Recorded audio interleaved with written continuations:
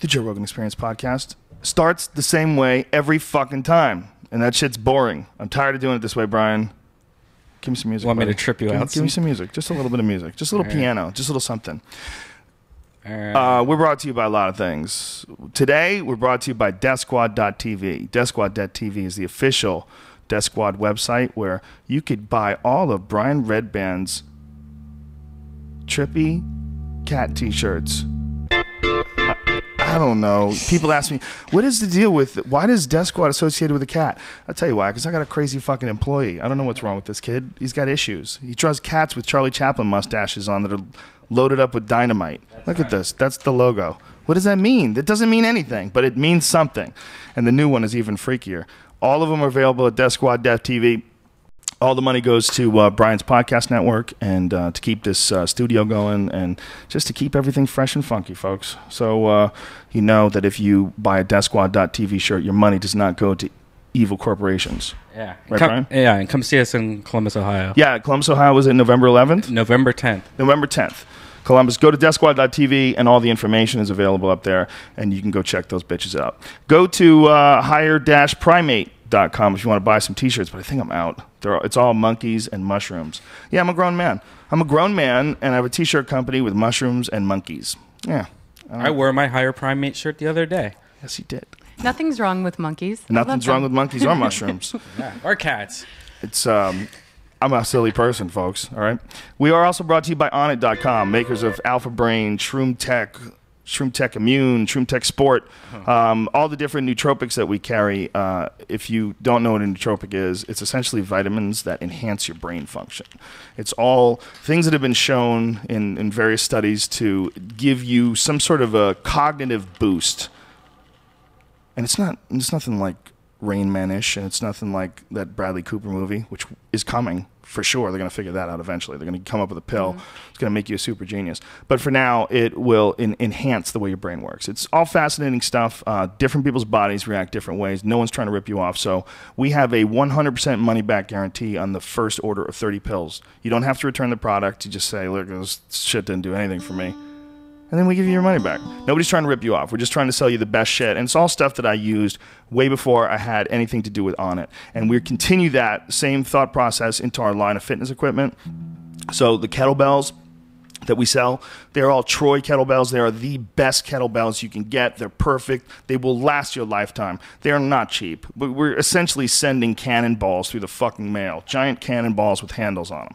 But you buy these things and you literally never need to go to a gym again. You need a chin-up bar and some kettlebells and you're good. And then get some battle ropes for your conditioning, kid. All these things are available at Onnit.com, O-N-N-I-T. If you use the code name Rogan, you will save 10% off any and all supplements. That does not work with the fitness equipment because we sell you that shit as cheap as humanly possible. All right, freaks. Amber Lyon is here, and shit's about to get crazy. Dun, dun, dun. Dun, da, da. Joe Rogan Podcast, check it out. The Joe Rogan Experience. Train by day, Joe Rogan Podcast by night, all day. Amber Lyon, first of all, welcome to the podcast. Thank you very much for coming on. You're one of our first serious guests. You're like a legit human that was working for CNN. Like, we have credentials now, dude. Do you feel this, Brian? Yeah. Do you feel a change coming? Maybe I could get a wiki someday. You can get a Wikipedia, I think, this week. I think we're going to make it happen. No. But thank you very much for coming on the show. I became aware of you because of the internet, and I became aware of you specifically because of your interview with my crazy friend Alex Jones.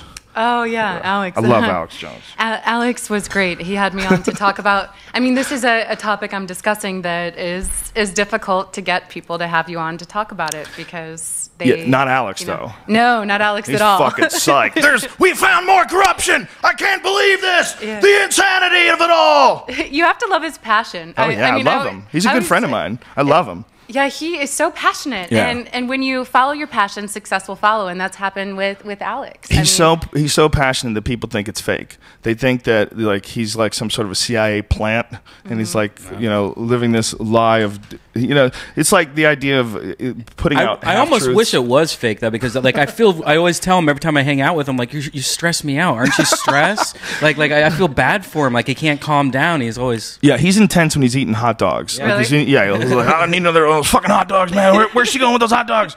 Yeah, he was. He came with us to the UFC. We had a great time with that guy. He was fun. Dude, I have to tell you, after interviewing with him for an hour, he's genuine. Oh, he He is. genuinely cares about the direction this country's going in, and he's willing to put his neck out on the line, Yeah. just like you do, Joe. And that's admirable, because you're seeing a lot of people just kind of shut up right now. Yeah. And it takes the real heroes to really come forward and talk about everything that's going on. Or crazy, one or the other. Yeah. That's what people tell me. Are you freaking out of your mind? Are you nuts?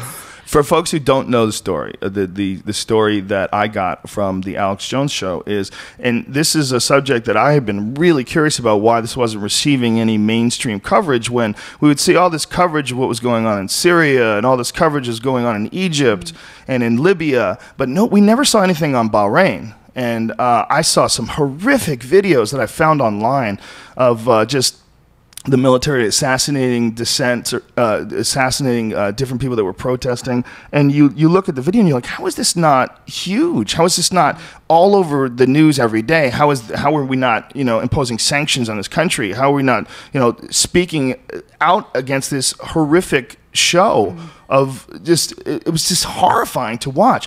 But it was weird how silent the mainstream news was about it. It was like there was nothing. And you ran into this. Oh, yeah. I didn't only run into it. I was knocked over by it and run over. Now, did they just hire you thinking you're a beautiful woman, you just want to be like a model who's going to read the news, and you're just going to shut the fuck up? I think so. And unfortunately, I'm Greek, and I'm a Scorpio, and it turned out, yeah. Is that good? Are those That's dangerous. Yeah. That's super dangerous. I really don't think that they knew I wasn't just a talking head puppet when I was hired. I was actually hired by someone who ended up leaving the network. And so I think they were surprised by me. Fucked up. They didn't see it coming. I think so too. I think in 10 years, if people go back and evaluate the situation, they thought you were going to be a realize that. female Ryan Seacrest and just run with this. Well, there's a weird trend, especially in Fox News. They have these gorgeous women reading the news. I'm like, that is such a sneaky trick, because especially if you're a guy who can't get laid, like having a beautiful woman talk about anything, it's like, I just want to hear her talk. I just want to tell me what's going on. And so, like, what better way to program people for your right-wing agenda than have, like, the hottest chicks on the planet Of course. tell you what's wrong with the left? And then also have them say weapons of mass destruction Yeah. over and over, Woo. God damn. And it worked. Obviously, we ended up in Iraq and Afghanistan, and they're continuing to I don't think we can blame feed the us hot propaganda. chicks. Well, But the propaganda is strong for sure. Well, tell us your experience, because you know better than anyone. You were working at CNN. I saw some of the other stuff that you did that was amazing, especially the piece on the child prostitutes in Las Vegas.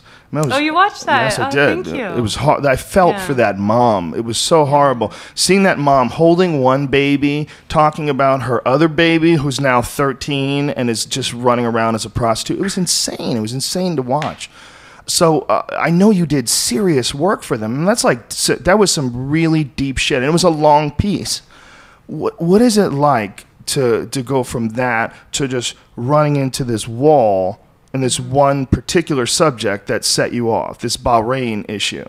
Like, what was that like? It was, for me, it was really disturbing. It was horrific, because I knew these people in Bahrain were being tortured and abused and systematically killed. And doctors. They're killing doctors. Doctors for taking and care journalists. of people who protested, who got shot. For treating these people. They got tortured. Yeah, they got tortured. Some of them are still in jail. These are genuinely good people. Ambulance drivers were beat. Journalists, one was arrested. His body showed up a couple days later just full of torture marks. And what really bothered me is because I grew up in the Midwest, and I know how the American people get taken advantage of. And our tax dollars are going to this Bahrain regime to support them, and they're the ones doing this to their people. How much money do we send to Bahrain every year? We send, I don't know the exact amount of money, but I know that we send more than $1 billion worth of weapons. We've given them more than $1 billion worth of weapons. They're using some of these weapons, some of this tear gas that they're using to systematically gas their people,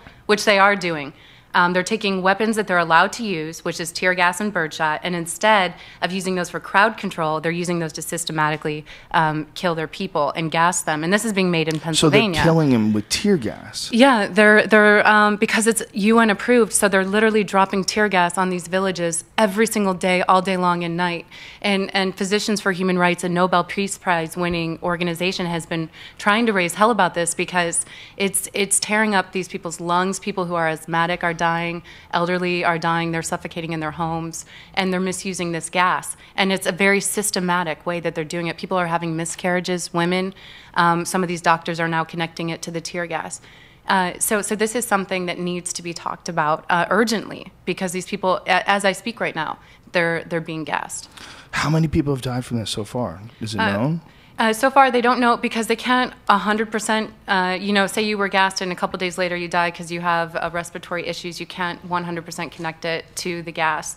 But so far, more than a couple dozen people have been killed. And they just continually do this? They're just going to... Continually, all day long. Yeah. And I think it's a way that they're trying to suppress the protests. Also a way that they're trying to silence the opposition and get people in these neighborhoods to convince the youth to quit protesting because they keep getting gassed as a result of it. What is our business there? What is our business with Bahrain that we support them? Well, this means everything to us right now. And a lot of people will say, okay, Bahrain is so far away. What does it matter to me? I always explain this to my sister because she's in that mindset. She doesn't really know about the politics in the region. Well, we keep hearing more and more about Iran and a potential war with Iran. So we have a Navy base in Bahrain, and Bahrain is right across, there's a body of water separating Bahrain and Iran. So we need that naval base if we're going to go in and eventually attack Iran. It's very strategic for the U.S. That's why we have Bahrain as an ally. And so this situation is a situation where the U.S. is giving Bahrain money and keeping our base there and allowing these atrocities to happen because of a potential war with Iran. So your tax dollars are going directly to this regime. Not only that, covering up this story further gets us into a potential conflict with Iran because you're not knowing.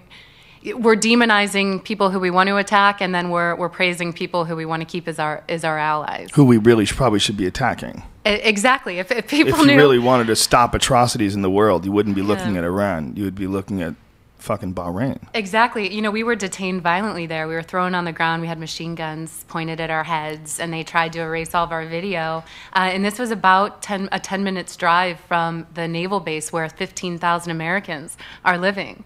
And, and they tried to bury the story. But fortunately, I was with another female producer. We were able to hide these media discs actually in our bras during the detainment. Wow. Yeah. Now that I look back on it, it's kind of funny. But at the time, we were very worried about the discs falling out as you're laying on the ground and you have a gun pointed at your head. Holy and they're shit. erasing your video. You don't want that disc to drop out on the floor. Yeah. What do you say to them? Oops, I don't know Sorry, where that I came was from. hiding that in my tits. Yeah. I forgot. So it was a situation that was just Wow. pretty eye-opening. That's intense. And you tried to go back. Oh, I've tried many times. They won't let me back in. Why would you go back after that? Because you find a connection to the story as a journalist when you know something's happening. I.e., you're crazy. In other words. No, the people are really good people. When you meet Yeah. them, you just remember them. You hold a big place in your heart for them and for their survival, and you feel duty to tell their story. What is it about the Middle East that makes these crazy dictators? I mean, that's really the last place in the world where dudes are still rocking it old school like that, where there's like a king running a whole country. There's only the Middle East. And it's really fascinating when you look at human history and you find out that that's where the original civilization, the oldest known civilization is Sumer. That's where Iraq is. It's like, so those people that are there are essentially the townies of the world. It's like people in the Middle East that are like these dictators. I mean, they really are running things the way they did thousands of years ago. They have never had to evolve. They've never had to move on like the rest of the world has. I don't think we can even wrap our heads around the idea of kings in this country. It's like, it seems, even though as our police state clamps down and our rights start slipping away every day with more of these insane bills that pass, I still don't think we understand what it would be like to be under the rule of Saddam Hussein and having his Uday and whatever his other son's name, those crazy, evil, psychopath sons running around torturing and killing people. I don't think we can even understand that. I think that's almost outside of our range. So as long as something like this, Bahrain, isn't reported on, it's not talked about in the news, we don't have to focus on it. We don't really, it doesn't register with us. And we're keeping them in power. We're keeping these dictators in power. So that's another thing that I don't think our current government wants us to discuss, because they don't want the people to be outraged and make us leave, and they don't want this protest to succeed, because if the protests succeed, these protesters are going to kick the U.S. out. I mean, the U.S. has aided this regime and oppressing them for decades. And so that's another reason the U.S. doesn't want this reported on in the mainstream news. Wow. It's so crazy, because I guess the idea is by not taking military action against someone like that, are you just turning a blind eye to it? Or how do you continue to send them weapons? How is that possible? It just seems unconscionable. It seems like at a certain point in time, someone has to cross some line somewhere and just go, what exactly are we doing? Like, is it really that important to go into Iran that we're allowing this country to run like this? Like, why are we supporting this? Like, what are we doing as a country? Are we completely about dollar bills now? Is it just about controlling oil ports and pathways? I mean, that's really what the Iran thing is about, right? It's about controlling about being able to get oil out of what is that shipping route that's there? And it's about exactly. And it's not, don't let people lie to you and tell you they're worried about human rights abuses in Iran, because look what we're doing in Bahrain in order to potentially attack Iran. We're helping them oppress hundreds of thousands of people on a daily basis. So if we really cared about human rights, we would have left Bahrain a long time ago. We wouldn't be sending them weapons. We would be in Mexico if we cared about human rights. Exactly, and we're being and once again, Joe, this goes back to the American public being lied to systematically by the media, and it's a real shame. I think so many people say, oh, well, the Americans are stupid and they don't know what's going on. And no, it's Americans are being fed lies constantly, all day long, and it really needs to stop. It's a shame. Now, you were there. You're inside. You're on CNN. Now, what was it that you wanted to report on that you couldn't? What was the exact censorship? What did they tell you what you could or couldn't say about it? Yeah, well, what happened was once I got back from Bahrain, they were surprised when, obviously, the Bahrain regime, when we started airing this video, because we were able to sneak out with the video. They thought that they had erased all of our video. And so we started airing these stories, and at first, it was great. CNN was letting us air all of these. And that was for, about a week or so. It was very easy to get coverage on. But then Bahrain started calling and complaining. And their PR companies, they pay U.S. citizens and U.S. PR companies to do PR for them. The people can't afford that, but of course the regime can. And then eventually, 3 months later, we finished our documentary. And we found out that it wasn't going to be airing on CNN International. It aired once on CNN U.S., but never on CNN International to the target audience, which is the most viewed English news station in the region. And so these people needed to see this documentary, and it wasn't airing. And I've had documentaries I've done at CNN that didn't air on CNN International, but this entire documentary was shot overseas. And what really got me was my bosses directly above me were dumbfounded. We would have phone calls and emails, and people said, I don't know why this isn't airing. I don't know what's going on. My producers were very, very upset. I mean, they had risked their lives to tell this story. Our sources had risked their lives to tell CNN their story.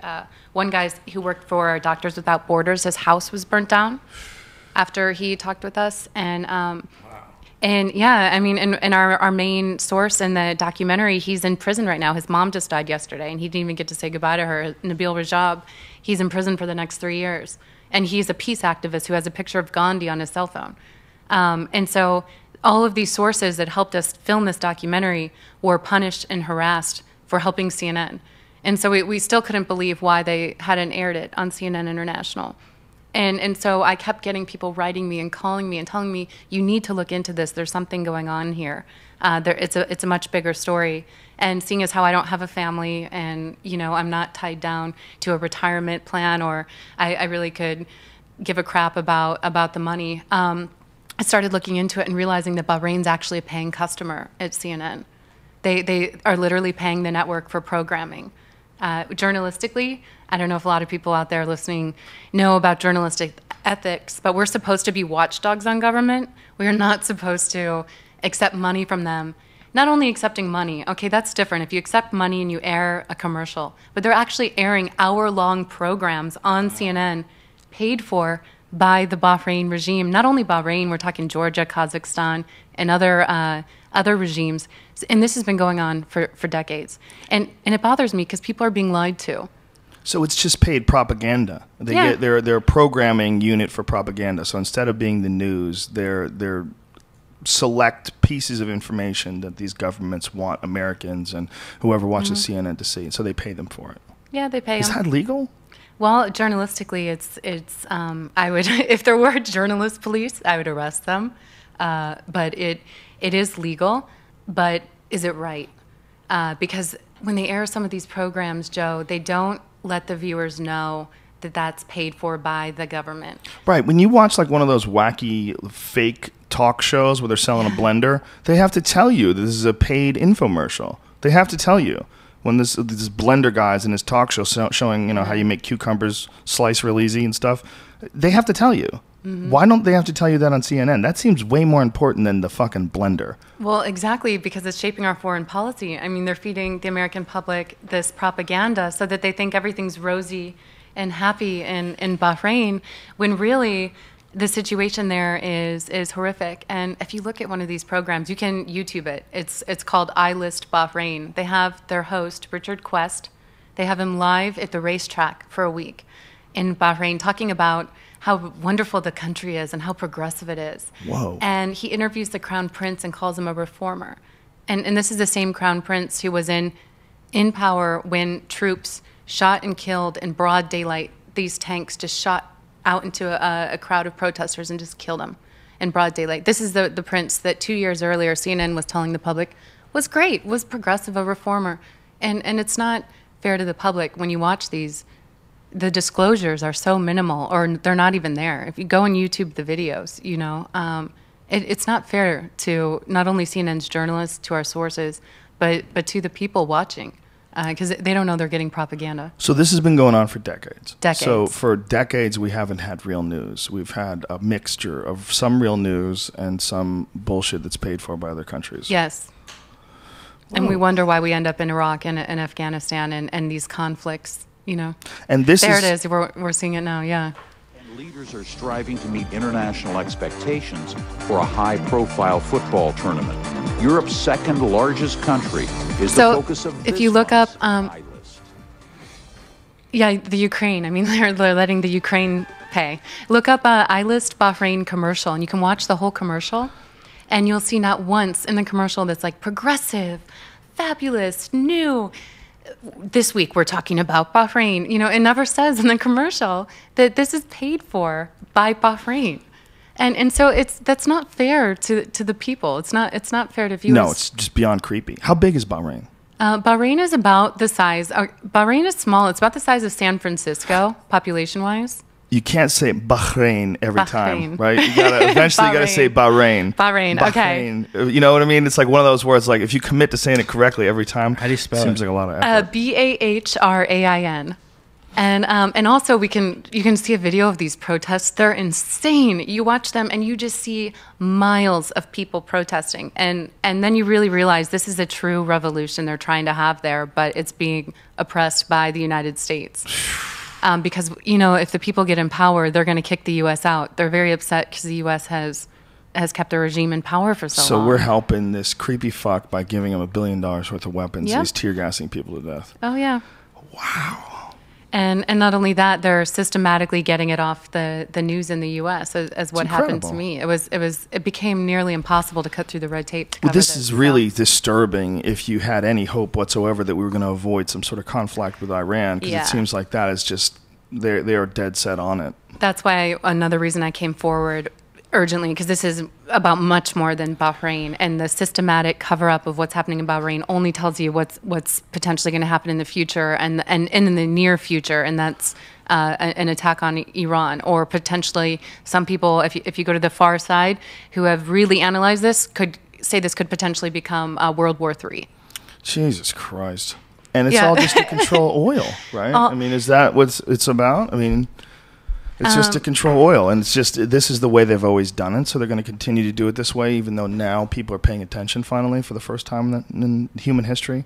Yeah, well, they're going to tell you, if you talk to people who are very pro-Israel, and once again, I don't have an opinion on any of that area. I try to cover that objectively. I've covered stories in the West Bank and in Israel, but they're going to tell you that Iran, Ahmadinejad said he will wipe Israel off the map. And they're going to repeat that over and over, because that's their forward propaganda that they're going to start feeding to you, and they already have for years.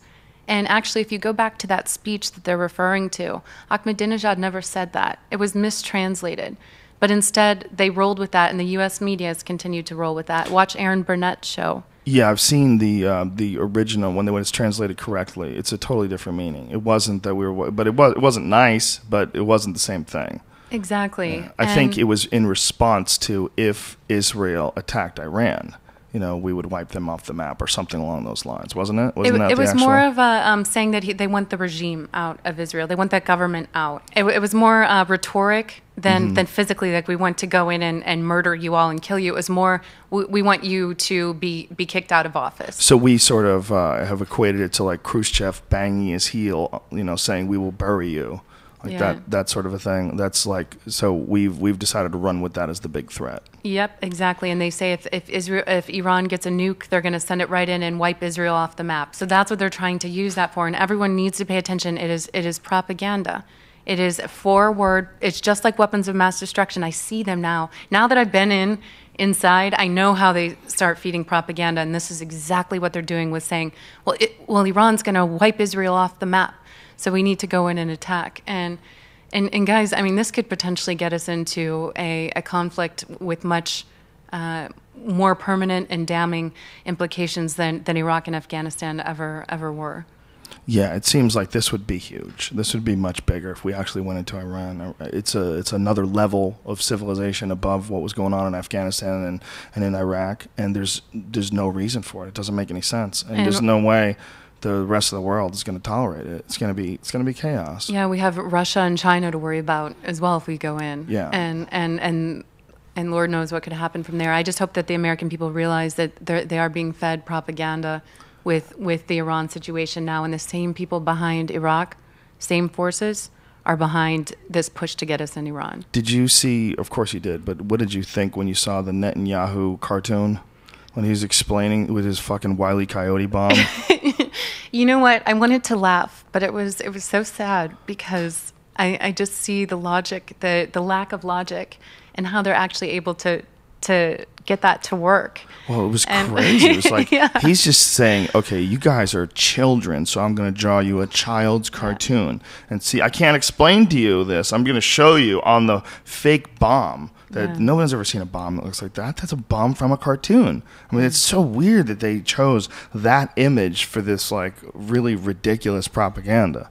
Well, you know what that tells you, Joe? That tells you what they think of the intelligence of the American public. That they think he could go up with some stupid ass cartoon and try to feed us that bullshit to get us into another war. I mean, does he think that the American public is that stupid? Did you see the lobbyist for Israel who was thinly veiled trying to promote some sort of a false flag event?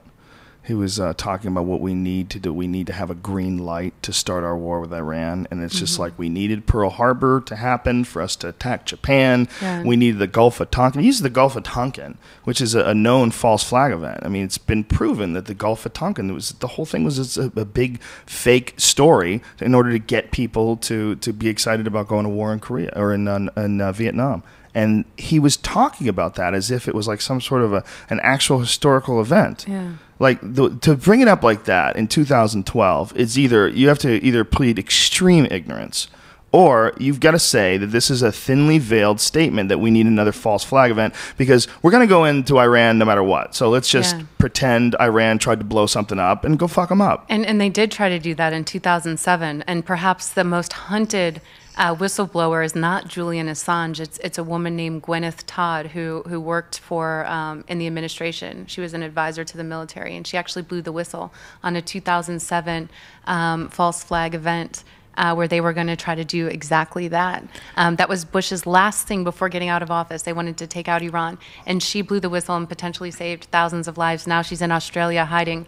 Well, now you just gave her up. Now they know she's in Australia. Yeah, no. There was a story done on it. A couple stories, guys. I'm not trying to get her in trouble here. But she's a real hero, and they did try to do that in 2007. What was the false flag event? It's funny when you say they too. Like, who exactly is it that's doing it? Like, how many people are involved in something like this? Well, that's what worries me, is because Gwyneth says that the same forces behind that and Iraq are now behind the current push to get into Iran. And I trust her because she risked everything to come forward and reveal that, and now is in hiding in Australia. And I don't know all of the details about it, but I do know that they were going to try to make it look like Iran had blown something up or attacked one of our U.S. bases. I don't know exactly. Listen to me rambling. If you look it up, it's called. If you just look up Gwyneth Todd. How do you spell Gwyneth? Gwyneth, and then Todd.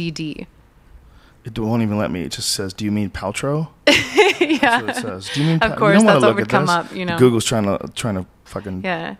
But look her up. It's a an unbelievable story. I tweeted about it. If you go to @AmberLyon and scroll down somewhere down in my timeline, I tweeted about it a couple days ago. She was a U.S. senator, I guess, huh? No. Oh, no. I'm sorry. This is Patrick Leahy, a U.S. senator who I guess is responding to what she revealed. Yeah. And he's saying that there should be an investigation of the false flag terror plot.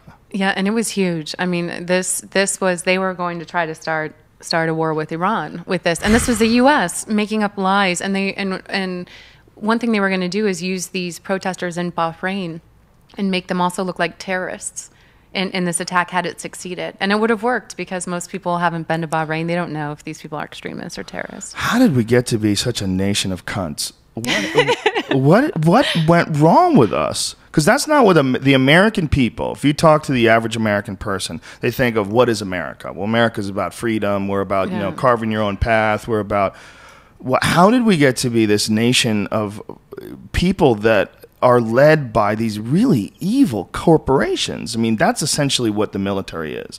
If you look at the military, it's something that the banks and the people that are in power, the people that put presidents in power, are using in order to force their corporate agenda. It's all about controlling some resource, extracting some resource, controlling some areas. That's all it's about.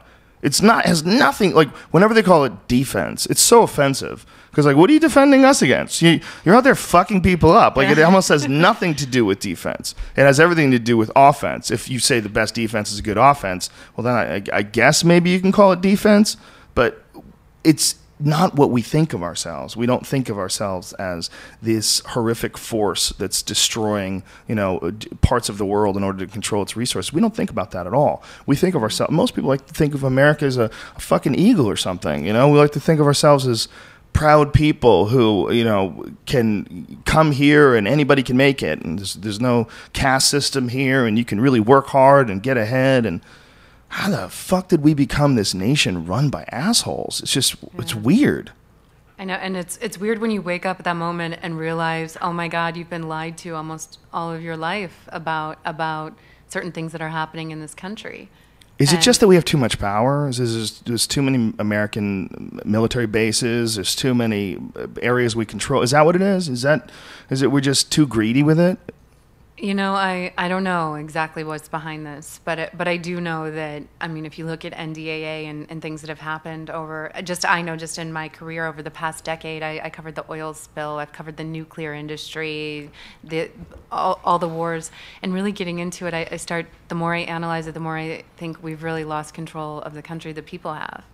it doesn't seem to be about the people at all. It seems to be about having the legal means to squash any dissent any way they want. And that's in place now. Because of NDAA, which people don't understand, keep rallying against it, talking about it like, God, why are you so freaking out about this? Well, this is why. Because they can essentially throw you in jail. You can't call your lawyer. You have no trial. They can do whatever they want with you now. There is no rights anymore. It's essentially they put into law that they are just like a king. They can do what a king wants to do. Now, this Bradley Manning guy who pulled the plug on WikiLeaks, and the guy who distributed all the information to them, or who blew the whistle rather, he pulled the plug. Well, no, he gave him those documents. He's in solitary confinement, and they've had him there for years now. They're not going to do shit with him. They're just going to let him rot. They're going to barely feed him and keep the lights on and let him go crazy. Good luck. That's America. That's America. If you expose the bad things that we've done, we're going to do a horrific thing and literally torture you for the rest of your life. And that's torture. 24 hours a day of light, no people to talk to, no books to read, just you by yourself. Good luck. And that's another story. It was really difficult to cover stories of leaks and stuff. While I was at CNN and overall in general, because of Obama's war on whistleblowers and journalists now.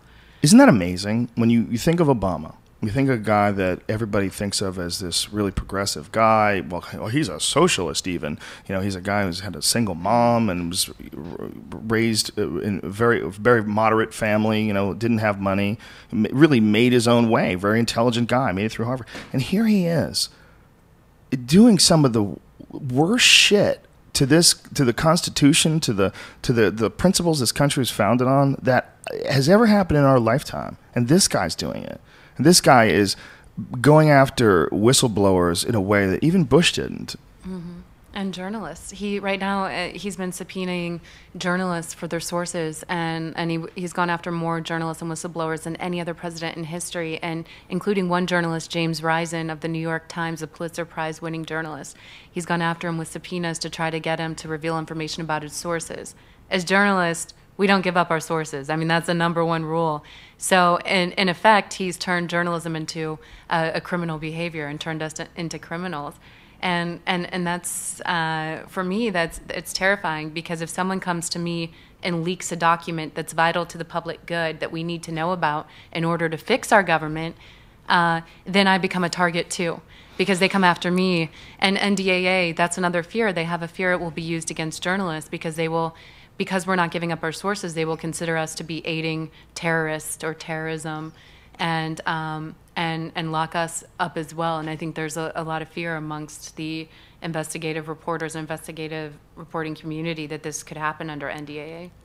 So you're at CNN. All this is going down, and you're realizing that your piece has been pulled from the international arm of CNN. And what is the next step? What do you do? Do you start asking questions? Do you try to poke around, or is it what kind of atmosphere is CNN like when it comes to this issue? Yeah, I did. I went on behalf of my crew, and I went and made a meeting with the head of CNN International, Tony Maddox, and not a lot of people do that. And my crew was I just saw the looks on their faces. They were very upset. So I met with him, and he didn't give me any answers as to why it never aired. I met with him twice. What did he say? What was his response when you asked him why didn't it get aired? The first time he said he'd get back to me, and then he never got back to me, so I made an appointment months later, and at that point he questioned me as to why a well-known New York Times reporter, Nick Kristof, had tweeted about the fact that they never aired the documentary. He tweeted something to the effect of, CNN, why didn't you air Amber Lyon's iRevolution documentary, Intimidation? Suggesting that Bahrain had intimidated CNN into not airing it. And so he only questioned me about that in a more of a kind of condescending, you better not be talking kind of way. And then eventually our unit was dissolved at CNN, so I was forced out. They dissolved our documentary and investigative unit. And I kept having this in the back of my head, like, when you can't sleep at night because something is going on, and I didn't know how to come out and tell people about it, because it is a very I had to get all my ducks in a row, because Time Warner is a very powerful enemy to have against you, And so finally, when I came out and I just to test the waters mentally, I tweeted about the fact that they had censored the documentary, and then right away my agent was called, and I was told on behalf of all the main executives at CNN, my agent was called and told on behalf of these executives, you need to be quiet or you're going to lose your health insurance and your severance. And at that point, when I knew when they called to threaten me, I knew that I had to come out with this full-fledged because at that point it solidified that they're trying to cover something up and shut me up. Wow, it's so creepy. It's such a movie. It's who would be the star of this movie? John Cusack. Yeah, I think John Cusack would be like a guy who you work with in the office. Oh, I thought to play me. No. Yeah, like- No, I wouldn't offend you like that. How dare? I'm thinking about who would play you. I guess you could go with Jennifer Aniston. Oprah. But Jennifer Aniston's a little long in the tooth for you. She's still pretty hot. Long in the tooth. She is. Well, how old are you? You about? Let me guess. Oh God, don't guess. I was gonna say 28. You're right. I'm 29. Oh, see, Yeah, there you go. so you're there. Jennifer Aniston's gorgeous, but she's 40. You know, that's creepy. Can't have some older lady play you. It was like this. You'd watch the movie like this bitch is not 28. What the fuck is going on? You know, I've been compared to Claire Danes on Homeland. Yeah. I've never watched that show, but I've never watched that show I either. don't know if that would work. You're a more attractive version of that really annoying chick that's in a lot of movies. For the one from the Doctor TV show. The fuck's her name? The one who was in the movie with Seth Rogen where he got her pregnant. Oh. Katherine Heigl. There you go. Yeah. She seems a little annoying. Really? Not really. I don't know. It's just the type. It's not her. I'm sure she's a great person. Just the type of movies. It's always these wacky, romantic. Oh, she's got handcuffs dangling from her finger. She's a rascal. And this guy, they're not going to get together. Well, but maybe they are. You know. Really serious plots there. You know. Yeah, they look brutal.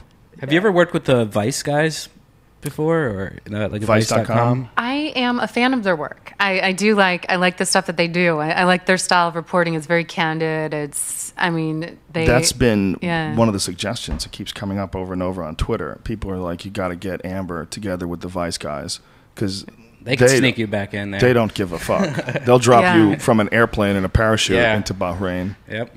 Yeah, I've been trying to figure out how to go back in there. You can't get back in. You're crazy. You need to stay out of there. They're going to kill you. Well, I was thinking if I borrowed a friend's passport and then shave my head or dye my hair brown, but I don't think it would work. Well, especially not after you talk about it on the internet. Now that I'm letting them know exactly how I would speak in, I don't think I have a chance, guys. No, what you need is like one of those Eddie Murphy Big Mama body things. Yeah. So, like a full big fat bodysuit. I smell sex change. Yeah, but Eddie Murphy, when he had that big suit on, what movie was that? Big Mama. How many black guys have done that? God damn it. Martin Lawrence does that shit. Yeah. He's got the Big Mama, right? Isn't Martin Lawrence Big Mama? That was a good movie. I liked Big Mama. Let's not diss on it. But okay? it's not that I'm dissing on it. I'm saying it's a weird phenomenon that these black dudes will wear these giant black woman outfits, and a black dude will pretend to be a black woman, an older black woman. It's like super common. Yeah. You know, Medea and that Tyler Perry guy. Tyler Perry, nonstop. Really? That's what he does. He's a guy, and he pretends to be an old black woman. It's weird, but it's a black thing. I think Chris, not Chris Rock. I think Dave Chappelle was talking about how strange that is once in an interview. It is strange. It's very strange how many versions there are of it. You know, like Jamie Foxx in Living Color. Remember, he was that crazy black woman. Yeah, I remember that. Remember that? What was that? Shanae? Yeah, was that. Was that right? I don't know. Oh gosh, I think never mind. was. I think that was what it was. But yeah, that's a weird phenomenon. You know, there's not a lot of like guys that pretend to be women. It's like Robin Williams, Miss Doubtfire was like the last one I can remember. What other dudes, white dudes, pretended to be women? Not that many, right? Robin Williams, Mrs. Doubtfire, yeah. What was the show with Tom Hanks? Bosom Buddies? Bosom Buddies. Yeah, that might be the last time. And then there was I wonder what it is. white girls, but that was the Wayans brothers. They pretended to be girls. That's right. I don't know how the fuck we got on this tangent. I don't think that's going to work, though. I don't. We go from Bahrain to you in a black, you as a big black woman. Do you think you can do a big black woman voice? Like say, "Welcome to Bahrain. Why are you here?" Oh, what'd you say? Shit, I can't even try. I'm just here to check out your country, honey. Yeah. I heard you got a beautiful country up in here. I just want to go shopping. Oh, that's terrible. There's a white woman under there. Pull that rubber off. This shit is not real.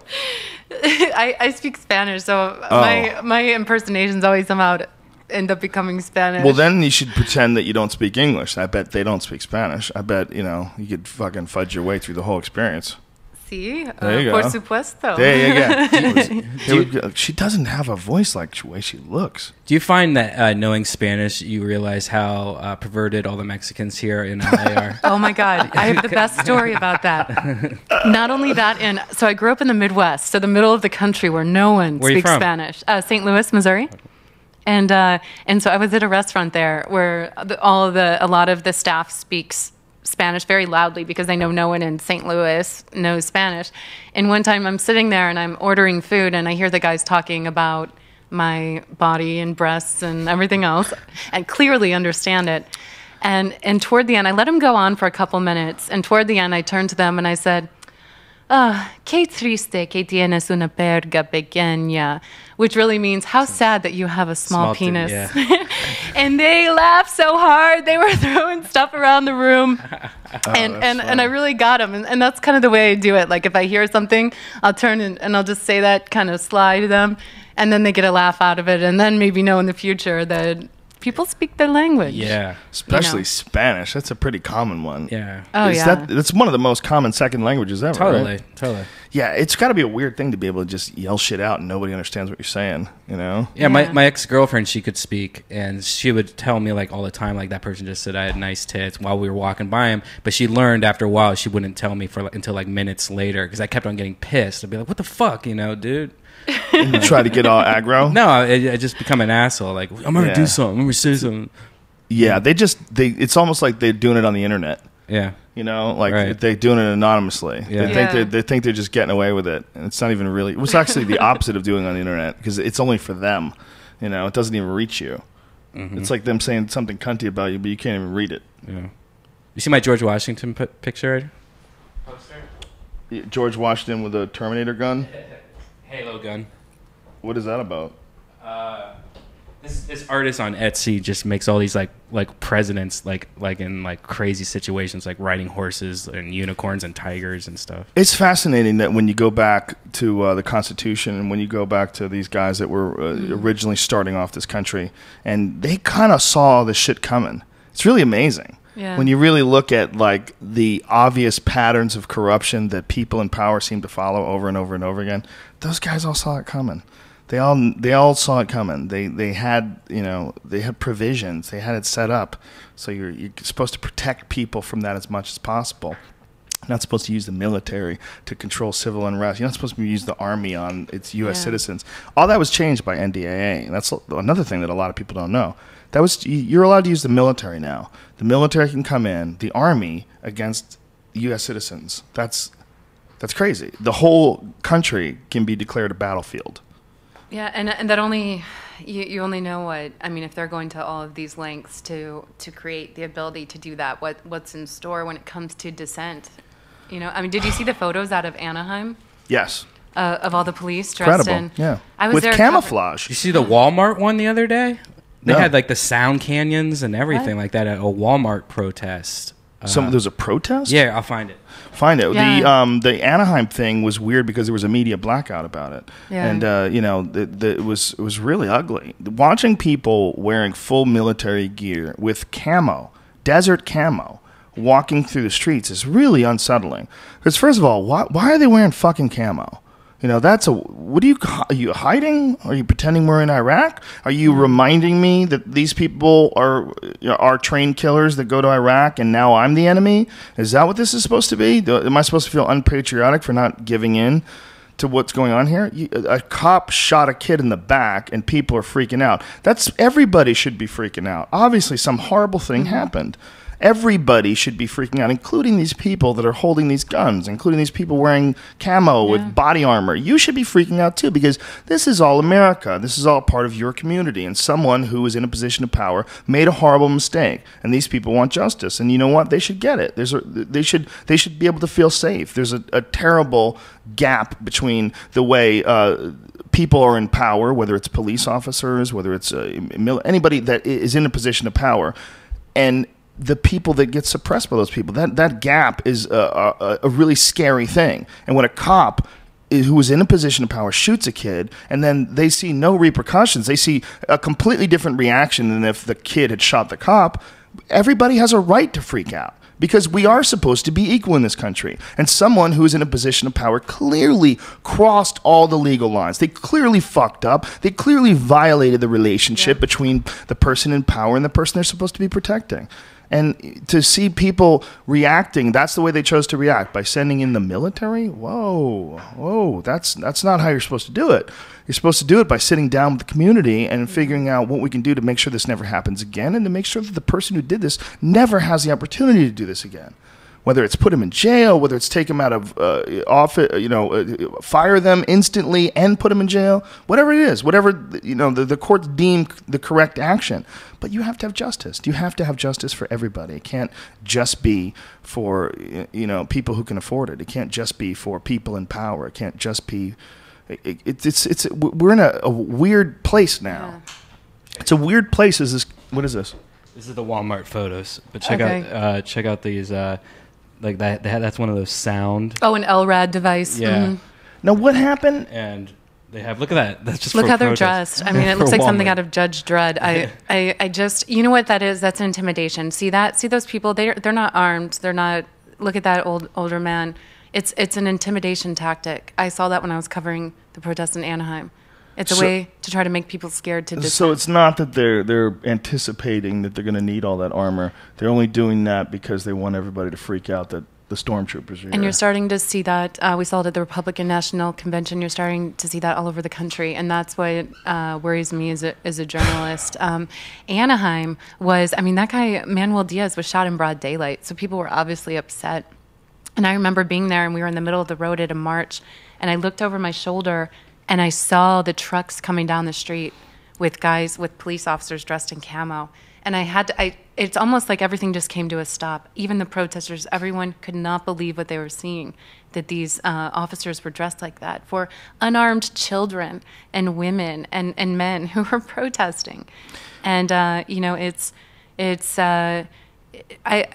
feel a systematic crushing of dissent or protests by police departments across the country. Was there any danger? Was there any looting or any rioting? I mean, what was going on that they would feel the need to bring in essentially, tanks and military? What is that? They were trying to head to Disneyland. So the protesters are upset. They feel like it was influenced somehow by Disneyland because they were going to march and they felt that you see them, there they are on horseback. Oh, I remember I took a shot of that lady too.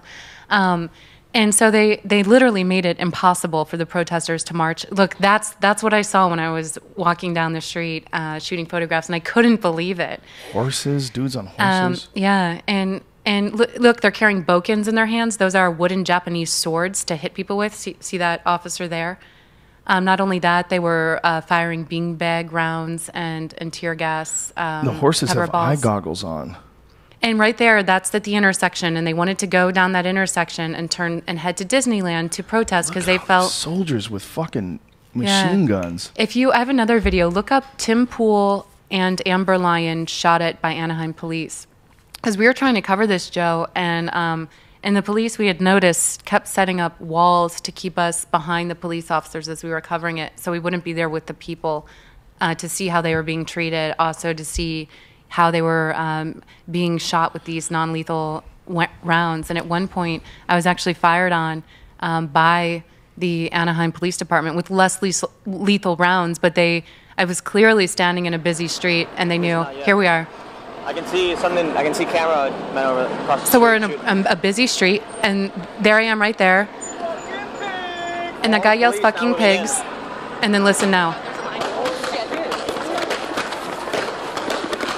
And see the U-Haul, right then I stopped, and I was literally sitting there and hidden between two U-Hauls as rounds kept going past. He was smart enough to be able to scale a wall. But watch, he gets fired on again.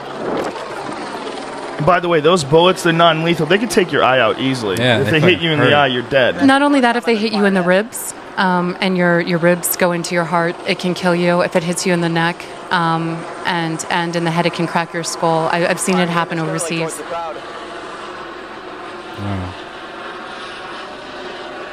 Jesus Christ. And this isn't just a neighborhood in Anaheim. People were so they fired on you like you guys are, like this is a war. Yeah, and I was hiding between the two U-Hauls, and I was yelling for Tim because I didn't know he had gotten away, and I thought he'd been hit, and so I kept yelling for him to see if he was okay.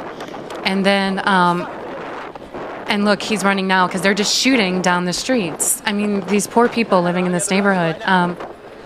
Jesus Christ. And so at this point, I come out. So this is just the cops doing this? Yeah, this is the police. So who are we really scared of here? The protesters or the police? Because the protesters weren't shooting at me. And I clearly have blonde hair and a bright green shirt on, and was shooting photos of a dumpster that had been set on fire. And finally, when after a couple minutes, I ran out and I was screaming press, and they quit firing. And one of the officers looked at me and said, "I was really worried about you." And then he also said, "Don't you know how to cover a riot?" And then he pointed back at a photographer who was behind the police line with them, following the police, instead of actually hanging out with the protesters like we're supposed to do as journalists. We're out there to be a watchdog on authority and protect the public. And in other words, that's what I believe they were doing, is trying to keep me from being with the protesters to film their injuries as civilians and bystanders were getting hit by these less lethal rounds.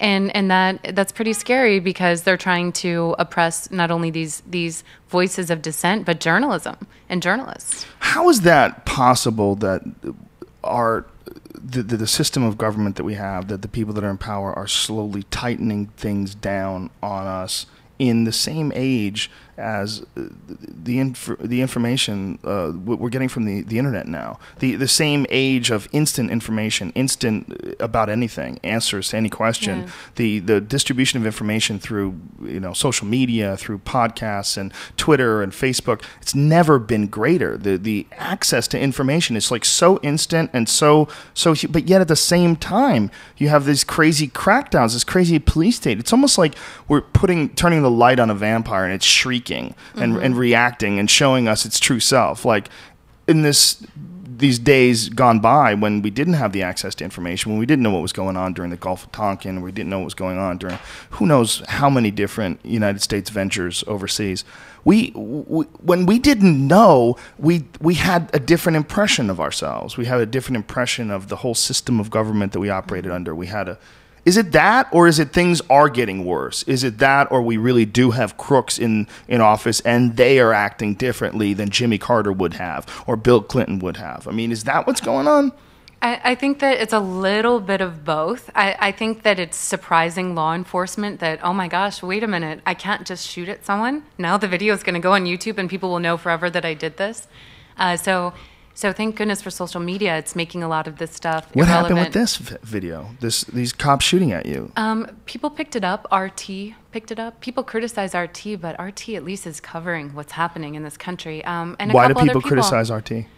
Because it's they say it's state sponsored and they're not accurately portraying what's happening in Russia. But regardless, they are accurately covering what's happening here in the U.S. And that should have been, if you're really looking at the situation with journalism and in the U.S. and the survival and what's an important story, that should have been on all of the mainstream media outlets. I mean, we were shot at. Well, not just that; those cops should go to jail. Like, what the fuck is that? Someone yells out "pigs," so you start shooting them? Really? Yeah. Shooting him with rubber bullets. That's an asshole that has rubber bullets. That's all that is. There's no. Look at this guy getting shot right here. Get out of the street! Yeah. Oh gosh.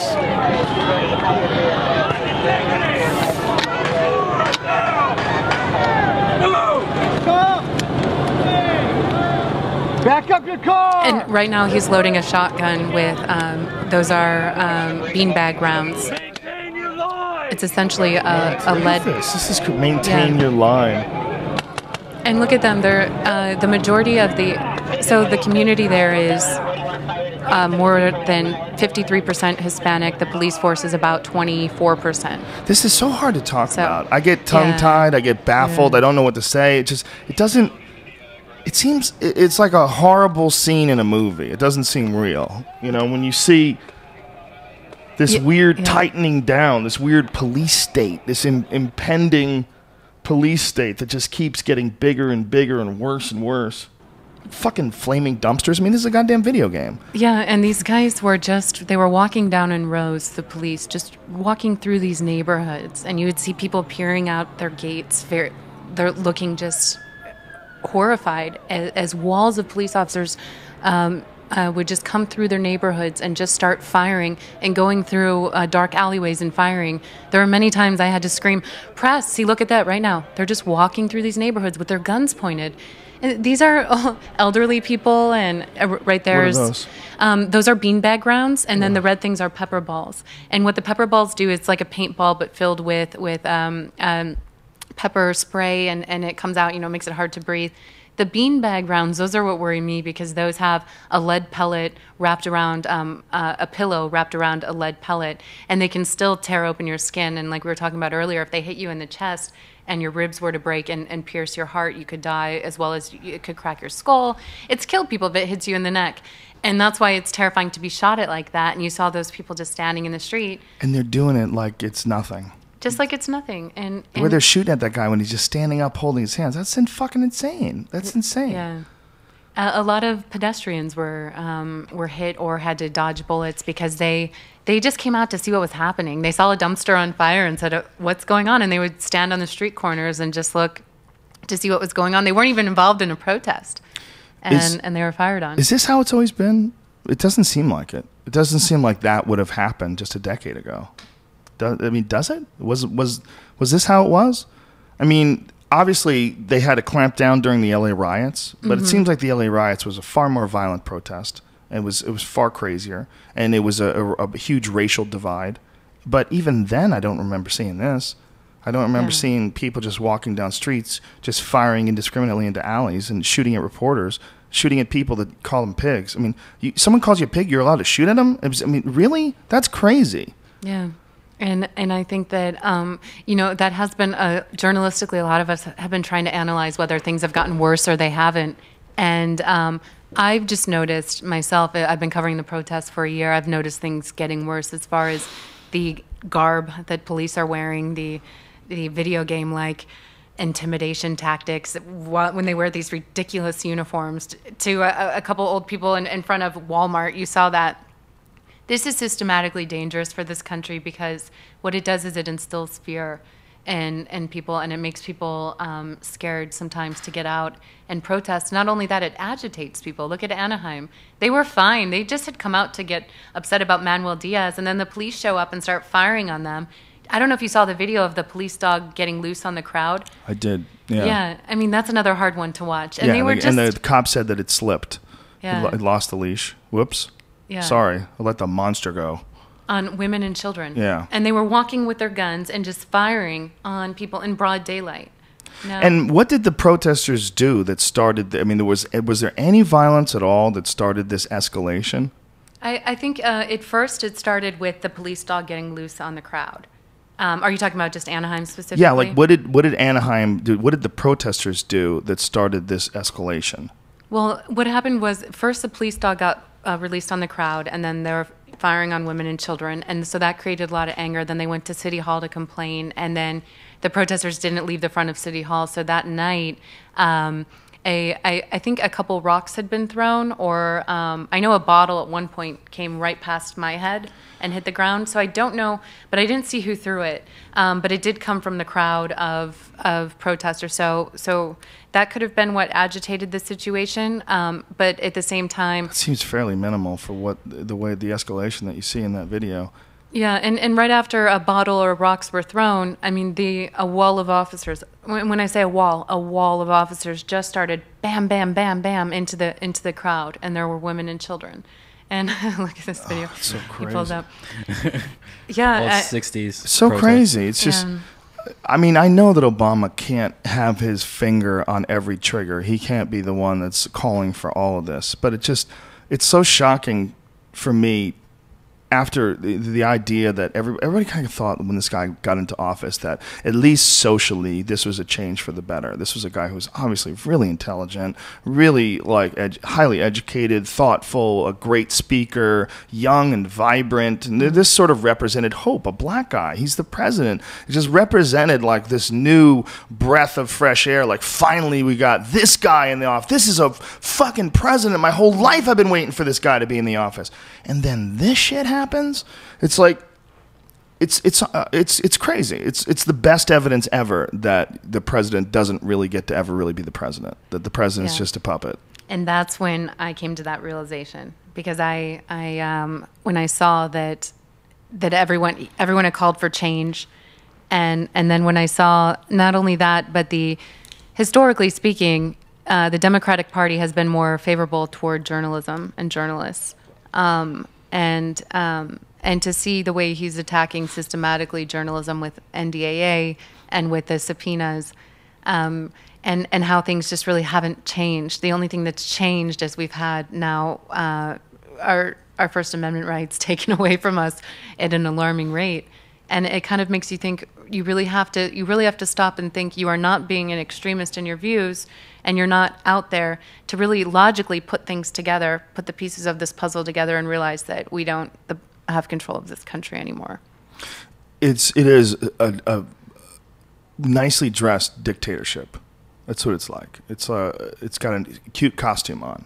It's got this costume on it, but if you look at the rules are essentially a dictatorship. With NDAA especially, that's just, once you become, Julian Assange is essentially just did what a journalist is supposed to do. I know there's a lot of people that are confused about what he did. There's a lot of misinformation about his releasing of names of people that were undercover. But that's not true at all. If you look at what he actually did was release some horrific facts. And that's supposed to be what journalism is about. Journalism is supposed to be holding people accountable so that we don't have to have this distorted perception of what we're doing overseas. So we actually can see the horrific nature of these crimes. I mean, they're fucking war crimes. They're horrible things, and it's a day-to-day thing, and all of a sudden it was thrust into the public eye. But it wasn't by the New York Times, and it wasn't by the Washington Post. It wasn't by the Boston Globe. It was by this one freaky dude with white hair.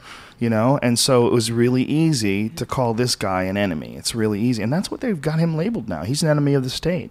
They have him labeled as an enemy of the state. But you look at his actual actions, there really has been nothing horrible. Even if he was a United States citizen, there's nothing he did. What he did, if he was a United States citizen, would essentially be patriotic. What he did was expose the bad elements of our government so that the good elements could clean up the mess. Because when you find a cop that's doing something illegal, you find a cop that's selling drugs, you're not supposed to bring that up and expose that and then you go to jail for being an enemy of the state. No, it's supposed to be, you have exposed a corrupt part of our system. Thank you very much for doing that. We got him now. We arrest him. Like on CSI or in some fucking movie, they would arrest him and throw him in jail. But in the case of the U.S. military, we're completely beyond that. We're completely beyond any accountability. They're completely beyond any exposure of any sensitive information that they don't leak themselves is thought to be treasonous. It's thought to be a crime against the state. And that's a sickness. That's a real sickness. There's a bunch of crazy fucks in power that are treating us the same way a king treats his disciples. It's really the same thing. If you can't release clear video that shows something wrong, that has not been addressed and that people did not know about, and something that was going to make people reconsider the way they think about the military, reconsider the way they think about what it is to have your own children over there as soldiers doing these things. Like, what are we really doing? If you look at that collateral murder video, that's a disturbing fucking video, and that's a good video for everyone to see because it lets people know the truth. It lets people know this really happened, and your government did not want you to know about it, and they tried very hard to keep this information from you. Here's a bunch of other shit that really happened. I mean, with each passing thing that they release, it becomes more and more obvious how corrupt this entire system is.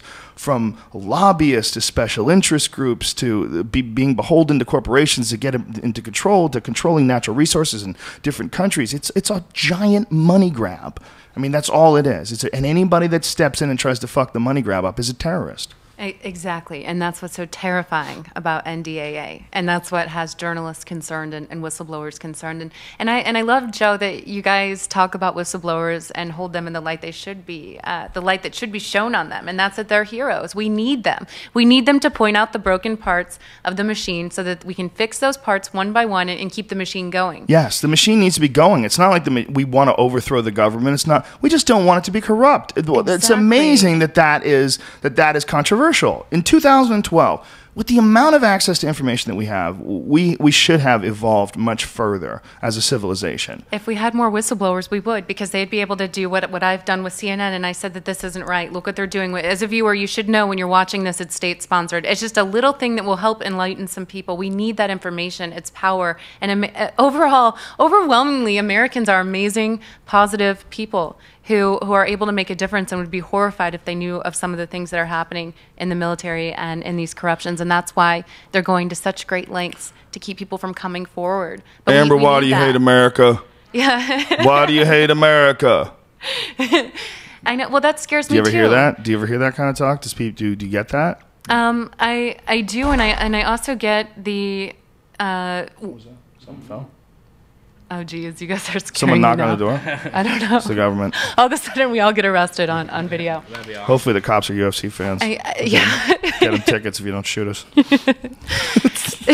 I love how we laugh about that. Yeah. But do you worry? I do worry, and I've actually had hundreds at this point of emails, mostly from Alex's folks, worried about my safety. And, yeah, they just want to fuck you. Trust me. Yeah, I'll come be your personal bodyguard. Ma'am, I'm worried about your safety. Lucky I have body armor specifically for your size in my compound. There's plenty of food. We could live underground for 6 months. That's how long it takes for the radiation to die down. Yeah, I have had a lot of bodyguard offers. Yeah? Yeah. Nice. So maybe that's why I'm getting that. But I know there is a feeling in the journalist community now that, especially with NDAA, that we are scared that one day there's going to be a knock on the door. And you're going to get arrested. Yeah. And you're going to get taken away. And you can get detained, and you can get detained indefinitely. And that's the law now. You don't have to. You don't have the rights that you had just a year ago. And for people need to wrap their head around that. Like it's not innocent until proven guilty. There's none of that. It doesn't exist anymore. Like that's gone away. And that's not what we think of when we think of this country. We think of the Constitution. We think of all the rights that we're endowed with. We don't understand that that's gone. I know. And people like you said, are just, why are you talking about NDAA? Well, it's so terrifying because this is now, I mean, come on, let's get to it, the black and white of it. What's a terrorist anymore? Yeah. Nelson Mandela was called a terrorist. Martin Luther King. I mean, now you can use terrorist to pretty much try to take out any of your enemies or anyone who is maybe an investigative reporter or a radio show host who's against what the government's doing. And that is so scary for so many of us. I love it when they became insurgents. Yeah, like, what's going on now? How did someone become an insurgent?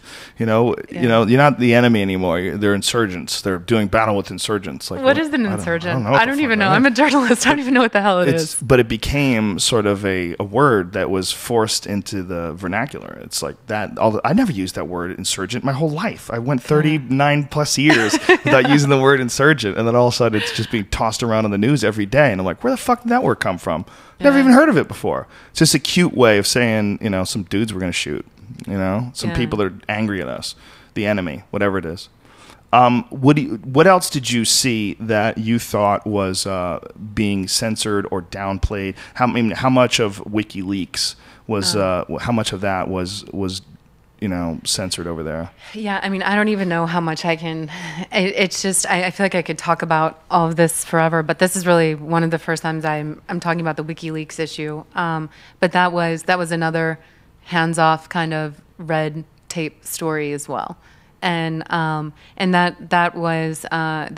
was difficult to get coverage of that, especially with any type of leaks.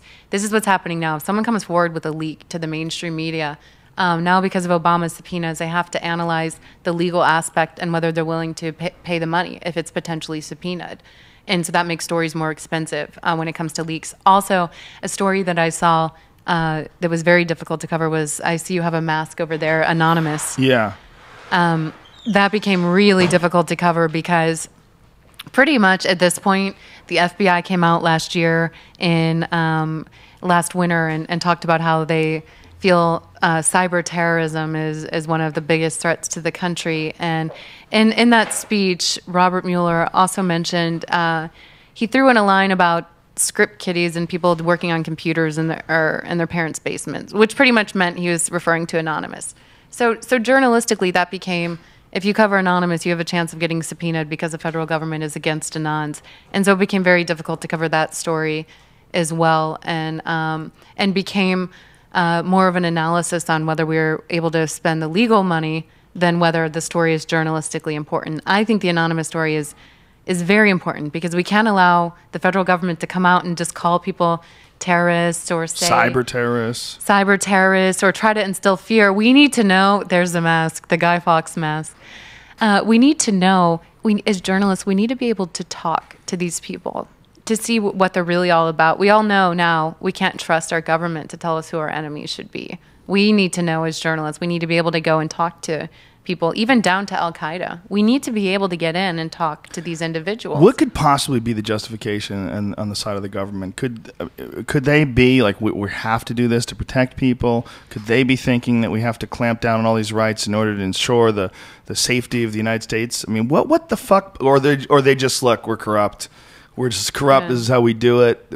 We're just assholes. I think it's intimidation, or it really lets you know whose agenda they're on. Like, if you look at the situation with the FBI going after Anonymous and spending those kind of resources on Anonymous, wait a minute, why aren't you going after the bankers here? Yeah. Why are you spending these resources doing these elaborate missions to try to crush hackers who the majority of them are actually on human rights missions and aren't even hackers? They're just disseminating information on the internet. And that's when I knew that was another thing, because they'd hit some corporations. And so it's like, okay, so they're going after Anonymous because the corporations are controlling our law enforcement decisions. I mean, that was the black and white of the situation. Why aren't they going after bankers? Why are they going after Anonymous? And that's why it's so important for us as journalists to be able to get in and talk to these individuals. I wonder how they justify it at the highest level. I would love to see the meetings when they get together and draft something like the National Defense Authorization Act. I would love to see what the conversation is like when you, like, what do you want to put in there? Oh, we would fucking lock them up, like, for whatever, for anything. For you want to just put for being an enemy of the state? Yeah, enemy of the state. That's good. It's good. Enemy of the state, which is such vague terminology that you can use it for a journalist, a guy like Julian Assange, because Julian Assange is with WikiLeaks and not with the New York Times. If Julian Assange was with the New York Times released all those WikiLeaks documents, it would have been a very different story. But because he's in this WikiLeaks, what the fuck is a WikiLeak? It's connected to Wikipedia, which is sort of silly as it is, not completely reliable, So it's sort of this, it's dismissed. It's not the New York Times. The New York Times has been around. This is a new thing. Because it's a new thing, we can say it doesn't count. Like, you can't have new journalism. It doesn't exist. Only the stuff that already is here, because we've got that shit under wraps. So because it wasn't with the New York Times, then all of a sudden this guy can be labeled an enemy of the state. I mean, could you imagine? I mean, it would be a very different reaction if the New York Times printed that and the government went after the New York Times and called the New York Times an enemy of the state. Then people would have to go, whoa. Like, what's going on here? But because it's WikiLeaks, they should have. Everybody should have. Every journalism, every person that cares about true principles, every journalist should have stood up and. I mean, it should have been the front page of every newspaper. It should have been like, this can't happen. This is why it can't happen. This is why we need people to watch after the government. We need people to make sure that you can't just trust the government to look out for the good of the people. You need people watching them, and that's what journalism has always been about. It seems like that's what that guy's doing. It doesn't seem like he's doing anything different, but yet he's hiding in a fucking embassy in London now, and they're circling the house trying to figure out how to get him out. I mean, it's nuts. It's really weird. Because essentially they're saying, I mean, they're talking about going in. They've talked about going in several times. But essentially they're saying that the rules are bullshit. Like, we pretend there's rules, but there really are no rules. What is it? A consulate, an embassy? Look, dude, it's a fucking house. It's right there. The guy we want's in there. We're going to go and get him. And that's really what's happening right now. And they're just waiting him out. He's in there for months, waiting him out. And they've succeeded, and their main goal in all of this was to distract. It's a PR tactic. Let's distract.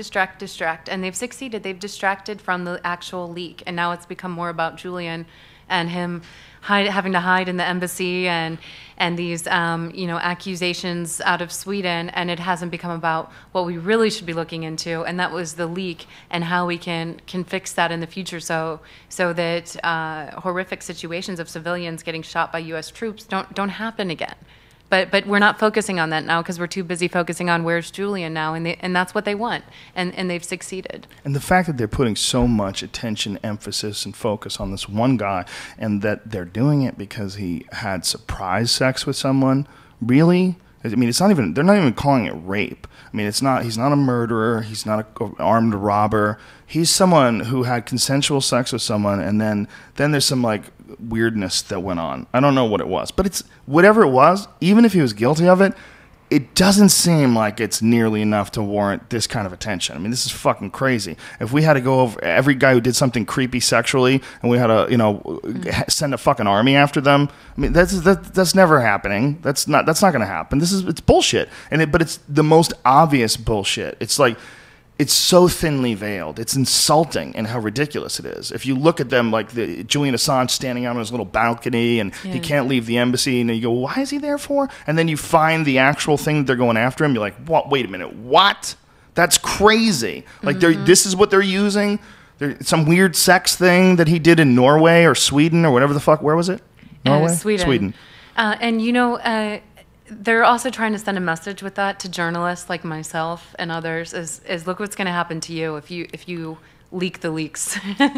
and that's what they're doing too. It's a systematic way to try to prevent people from leaking information about corruption, but those leaks are vital to the survival of whatever ounce of democracy we have left in this country. And we need leaks. We need whistleblowers. They're heroic. They're fantastic. If something is happening in your corporation that is violating the public good, you should leak that information too, because if no one knows what's happening, we can't fix it. A true patriot is supposed to be someone who protects against enemies, both domestic and foreign. That's supposed to be the idea, is that it's not that we can't have foreign people that we love and that are allies, and it's not that we can't have domestic people who are truly our enemies. I mean, and anybody who's trying to turn this country into what it's becoming, when you see these fucking soldiers walking down streets, when you read the language in the NDAA and you go, who fucking signed this? Like, how did this get through? That's the enemy. There's an and whether or not that enemy, I don't know. I don't know if it's on the political side. I don't know if it's corruption. I don't know if it's incompetence. I mean, they say that no one ever reads any of those fucking bills anyway, that they're too long. They say that if the Congress really read everything that they sign, it would be physically impossible. Like, they would have, like, if you talk to them about what's in things, like, there's a lot of them that don't, they can't read it. They can't. And that's where journalists failed and journalism failed, because we should have had a tremendous amount of reports on NDAA and really a lot of more people raising hell about it. But it's been censored by the mainstream media. And so Congress reacts to pressure. If the public doesn't pressure Congress not to sign the NDAA, then they're going to sign it. And that's what happened. God, it's so weird. It's just you look towards the future, and I have young children. I have a 2-year-old and a 4-year-old, and I look at what their life is going to be 10 years from now, 20 years from now, and if things keep clamping down the way they are, it's a fucking horrific mess. And it seems to be, if you look at the amount of money we're spending overseas, and if you look at the incredible military budget, I mean, it's just astounding how much money. It's not a lack of resources that we have. It's just how those resources are being allocated. Those resources are being allocated in these really weird ways. Is it because we just need, in order to keep our lifestyle, we need to control these natural resources, whether it's in Iran or whether it's in whatever it is that we need to do in other countries? Is that really what's going on? Is it to protect our lifestyle here? I don't know. I don't know what it is. But I definitely know this is not the right way to do it. There's got to be a better way for the whole system to be run, unquestionably. And it seems like it's almost like there's like they're conceding that it's out of control. So in conceding that it's out of control, they're like, look, we got to fucking take away their rights. We got to make sure that we can take their computers. We want to be able to just fucking to take all their money out of the bank. We can do that whenever we want. We can just say, you don't have any money anymore. Now it's all ours. We got to be able to figure out how to stop some Arab Spring type shit from happening here. And this is how to stop it. Stop it where we make essentially doing whatever we want legal. So all shit that should be completely illegal because they wrote some things down and some asshole signed it that didn't read it, then what's horrific now becomes law. Yeah. And it's and I think people want you to think it's out of control, but this is very systematic. That language in the NDAA is very systematic. The crackdown on dissent in this country is very systematic, and the crackdown on journalism who could expose the dissent is systematic. And the fact that this stuff is not airing on all these mainstream outlets that are connected to all these corporations and governments is systematic. So they make it appear to be more chaotic than it is, but it really is a systematic crackdown on dissent and people who are criticizing the government. The average person who works 8 hours a day, who has a mortgage, bills, car lease, things to think about, relationship troubles, do they even know what the fuck is going on? What percentage of the population is waking up? I'd say it's small, but it is. There is an army of people waking up, and I know that from after going on Alex Jones' show, and the response I got after that, I was really relieved. I said, okay, I'm not shouting alone. There are people out here that see what's happening. But at the same time, I'll then go and talk with my family living in the Midwest, and they're not aware of what's happening. They're busy watching Real Housewives of Orange County, or or they'll say something like, "Well, they're over there fighting for our freedom." Yeah, or just the propaganda. They'll just recite the propaganda that they've been fed. That's one that hurts. They're over there fighting for our freedom. That one fucking hurts. That hurts my brain. It just hurts. It hurts when you see the caskets that they're not allowed to photograph. It hurts when you hear people that have lost friends, loved ones. You run into people that have no legs that come back from Iraq, and you're like, for what? For what? What are they doing this for? Really? This is the only way to do it? This is the best way to do it. Where's that money going? Billions and billions and billions of dollars a month. I mean, it's somewhere around $6 to $7 billion per month it's costing us. It's insane. It's insane when you think about if that money could be turned on just helping the United States, just helping the poor communities of the United States, trying to figure out alternative fuel sources, just putting it's like there's a stranglehold on the way things are run now, and the money that's being extracted with the way things run now has such incredible power over our lives. It's really amazing how relatively small groups of people, if you stop and think about the actual amount of people that are involved in oil corporations, the amount of people that are involved in government, and you compare it to the whole world, it's relatively small. But that relatively small group of people has this insane effect on our day-to-day lives and the future of humanity, the future of literally the human race. Because if we are the biggest superpower in the world, and that's what we are, I mean, there's never been anything like the United States. Rome was never even fucking close to as crazy as we are. We have military bases in over 100 countries, and there's a lot of people that don't know that. And this is all falling apart right before our eyes, and it's all crumbling right before, and it's all going down like a crazy fucking movie, like some crazy apocalyptic movie. It's going on right before our eyes, and most people are just stuck in traffic. They're just listening to some fucking Kanye West song, can't wait to get home to watch the latest Kim Kardashian show, and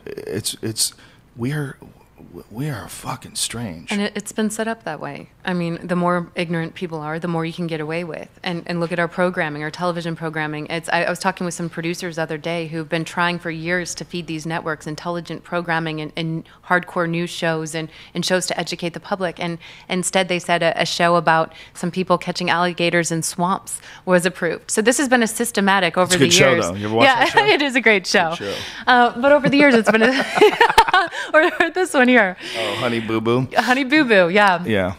It's Or been a Bigfoot systematic. Hunter. That's my Bigfoot show. Hunter? Okay, I haven't watched Finding that. Sasquatch. Or And- Finding Bigfoot, rather. Dude, I'm not going off on these shows, but we need some educational programming. We okay? do. We need a better system. We need a better system, not just of government, but of life. You know, there's too many people in this world that are living these really horrible, unfulfilling lives, and I don't think that's necessary. I think there's too many people out there that are in what feels to them an unproductive, unsatisfying cog in a wheel. And all of that leads to this feeling of detachment from the events of our world. And we sort of allow the people that are in the positions of power to manipulate these great masses of people. I mean, I've always said that the idea of a country is really kind of ridiculous at a certain point. If it's not ridiculous today, it's ridiculous 100 years from now. The interconnectedness of human beings through technology is eventually going to make the ideas of physical boundaries and barriers where you can't go over there because this dirt is controlled by these people, but you can go. It's crazy. It doesn't make any sense. Eventually we're going to have to accept the idea of a world community. And when you think of the future and you think of what a world community would be like, one thing's for sure is you're not going to be able to control all those people. You're not going to. They're going to have to. People are going to have to be served by the notions and then the beliefs that they have, by the ideas of community, by the ideas of sharing, the ideas of making and enhancing each other's lives, the idea of having a real community of human beings on this one planet.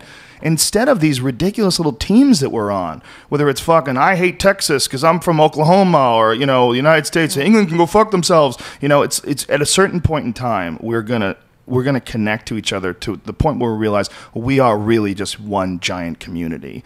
And if we're one giant community, we can't get led by these one people that have more ones and zeros that want to send giant metal killing machines to places we've never been because there's minerals there, or because there's heroin there, or because there's oil there, or because there's whatever the fuck it is. That's not going to work anymore. It's going to get to a point in time where that's not going to work. And I think that's what this big clamoring for taking away rights is all about. I think the writing on the wall is that the internet is changing the game. It's changing humanity. It's changing. I don't even think we even realize when history looks back and they look at 1993, 94, whenever AOL started, when they look at that to now, and that is a crazy change in the way people look at the world. And just by access to each other, just the ability to communicate with each other and find out there's other people that think like you, find out there's other people that are scared and confused, and find out there's other countries that are taking over their country. They're taking it back and they're fighting against corruption. And then the United States sees that and goes, "Fuck this! Start cutting cords." We need to be able to cut the internet. We need to be able to shut off people's cell phones, which is the latest Apple. Thanks a lot, Apple, you fucking twats. This ridiculous new thing that they've done where they've made a third-party option so that someone can turn off video cameras. So all cops have to do... You should be suspicious that you can't take your battery out of your iPhone. You should Why can't you take your battery out? I've always wondered that. Well, because it's supposed to be a larger battery. If you have a smaller battery, if it's removed, you have to have a housing and a place where it attaches, and that space is all used up. But and really, you could with have all a the money larger Apple battery. has, I've just heard a lot of people within the security community and train of thought that right now are speculating, why can't you take your battery out? Well, if you can't take your battery out, then your GPS can never shut off, and you can never. I've had meetings with sources where I've had to literally throw my iPhone out the window because they said they wouldn't talk to me if I had an iPhone with me because there's no physical way to shut that phone off. So if anyone was monitoring me, there would be no way if I had that phone in my presence to keep it off. It's really creepy that Apple decided to include that. The ability of a third party to shut off your video camera remotely. And they say, well, hey, it's for concerts. It's for guys like you, Joe Rogan, to do your comedy. We don't want anybody recording.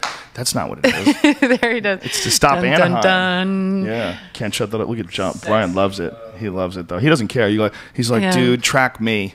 He makes love to that phone. That phone is sexual to him. I've had to put Post-its over my camera on my phone and on my laptop. Oh, absolutely. Because when I see the software that they have, one of my friends who is very savvy with knowing software and hacking and stuff, has shown me programs where they can install it on your laptop and someone can get in and they can control your camera so they can monitor you all the time. Oh. They can literally, if you have a Wi-Fi connection, they can go in and suck your information out of your laptop through the Wi-Fi and send it to another computer. I mean, all this stuff has been going on for years, but it never really hit me in my head. And I said, gosh, how many times have you had your laptop open when maybe you haven't been dressed or other things, So now I put a sticky note over my laptop camera. They're going to be completely grossed out by me, though. Yeah, it's me too. Just me beating off. Yeah, nonstop. I had a friend who was hired by corporations to hack into computers, and he said one guy, he hacked into his computer and he was recording the video off his computer camera, and he has all these videos of the guy picking his nose and doing other things that men tend to do in front of their computers. I'm not going to say what it is, but you can assume. So he made videos of this guy beating off? Yeah, and he actually brought this stuff to him as part of his, look what we have on you now, reveal the other information. Wow. Yeah. So just so you know, I would put a sticky note. What was the guy doing? Like, what were they so interested in him for? Well, it had to do with a legal dispute with a law firm, but something to know is that, is that anyone can access your computer at any time. So to be super cautious. So we should start shaving a little bit better. Yeah. That is so crazy. And how long has this technology been available? Oh gosh, for years. We're just anytime I figure anytime you find out about security technology or hacking technology, it's been out for years, sometimes decades. It's like your mom finding out about the iPad or something. That's so crazy and scary. How many people do you think that they've done that in lawsuits and stuff like that way? And people just shut up about it because they have photos of them in front of the computer. Well, I think that's what's so scary for people about this new NSA facility that they're building. Yes, that was the next thing I wanted to talk to you about. Out in Bluffdale, Utah. If anyone wants to take a vacation for your civil rights, that's where you should go. Tell everybody what that is. They're building a $2 billion domestic spying facility to literally gather your information and your communications. And most people say, I always hear this over and over, well, I'm not doing nothing wrong. It doesn't matter if they're monitoring me. It does matter because they're going to have a file on you for your entire life of communication. So say one day you do something that upsets someone, or say potentially potential employers hack into this database. Okay, so we want to find out what Joe's been up to over the years. Well, we see, based on his phone GPS records, that he tends to visit the casino too much. So we don't want to hire him. Or we also see he's not religious. Or we see that, he's been visiting an oncologist and he potentially has cancer. So we don't want to hire him for those health insurance reasons. It is dangerous to allow the government to collect this kind of information on its citizens. Any of that information can be used down the road to blackmail you or keep you from whistleblowing, or as a journalist, keep me from leaking a story, or keep me from even having the story in general because they know what track I'm on. Do you think there's a way that they can ever stop everything from being public information? Because it seems to me that that's the trend. It seems that privacy is slowly eroding, and it doesn't seem to just be like one group of people that has access. It seems to be that there's going to be a point in time where everybody's going to have access, that technology is going to it's going to bypass boundaries. There's going to be no boundaries anymore. Yeah, we're almost getting to that point. I know as an investigative reporter now, a lot of us do things the old-fashioned way. We write things in notebooks now, or just remember things because I can't trust. I just dropped it. Well, now it's broken. Your tracking device? Yeah, I can't trust my tracking device, and I can't trust that this hasn't been hacked into, or do you have an Android phone because you can take the battery out? Yeah, I got rid of my iPhone specifically because of that, because I went through 6 iPhones. You hear that, son? Think about it. I went through 6 of them because of those reasons. I'd meet with sources. They said, "What, you have to get rid of that phone," or I had weird things. So I use the Android system now. You are living a very non-stereotypical 29-year-old girl's life. This is really crazy. You're like in a crazy movie.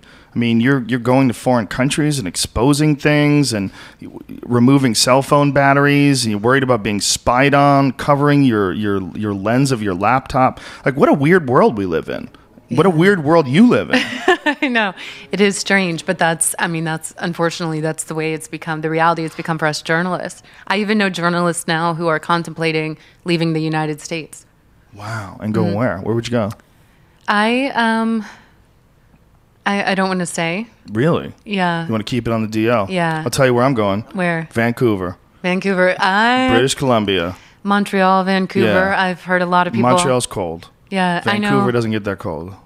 A source of mine in a documentary I'm doing went to Canada. A lot of people are that are planning where they're going to go if things get really bad would say Canada. Toronto's amazing. Yeah, it's amazing. I love Canada. I want to know what her secret spot is, though. She's not. It's Why like somewhere. Wait, stalker boy? No. Listen, when the apocalypse hits, you can't live with her. Okay? Yeah. I don't need any bodyguards. I don't need. No, I don't. Because I've been thinking about it, and I don't quite know. I don't know. I think for me, it's almost too much to handle. The thought of having to leave. Right. But for especially investigative journalists, after the NDAA passed, that's a reality for all of us. Yeah. Because we're going to piss people off in the government. So how are they going to come after us? And why did you pick Canada? Why was that your choice, Vancouver? I love it up there. Yeah. I go there all the time. I do a lot of gigs in Canada. I'm probably more popular in Canada than I am in America. Like the podcast is, we're regularly in the top 3 in the iTunes in the comedy section in America, but in Canada we're regularly number 1 out of all the podcasts. It's weird. Yeah. We have a crazy following in Canada. We were just in Toronto. I did Massey Hall in Toronto. It was amazing. It was crazy. The fucking people are so nice. There's 20% less douchebags up there. The streets are way cleaner. Everything's cleaner. You see people like sweeping up and cleaning things. They're just, it's a better country. They're not greedy assholes. It's a completely different vibe. The way you interact with people, they don't have the same expectations as Americans do. They don't have the same point of view, the same arrogance. It's just a completely different vibe. It's like someone took America and said, we kind of remove some of the cuntiness out of Americans and let's try another civilization. Let's try this civilization that's not trying to overthrow the world. They look the same. They talk the same. I think I'm ready to escape to North Korea. I think that's the go-to move. Yeah, it's good. Get over there. Why North Korea? Go now. He's being silly. Yeah, there's another place. If we really cared about human rights, why aren't we in Mexico and North Korea? Those are 2 places where we really would be cracking down. And that's why everyone needs to wake up, because we're being led into a war with Iran. The writing's on the wall. And it's Iraq number 2, and instead of this time, it's with Iran. And Iran has some pretty tough allies in China and Russia. And the American public is being fed BS, and we're being led into Iran by the same forces that led us into Iraq. And we need to wake up, because it's going to happen soon.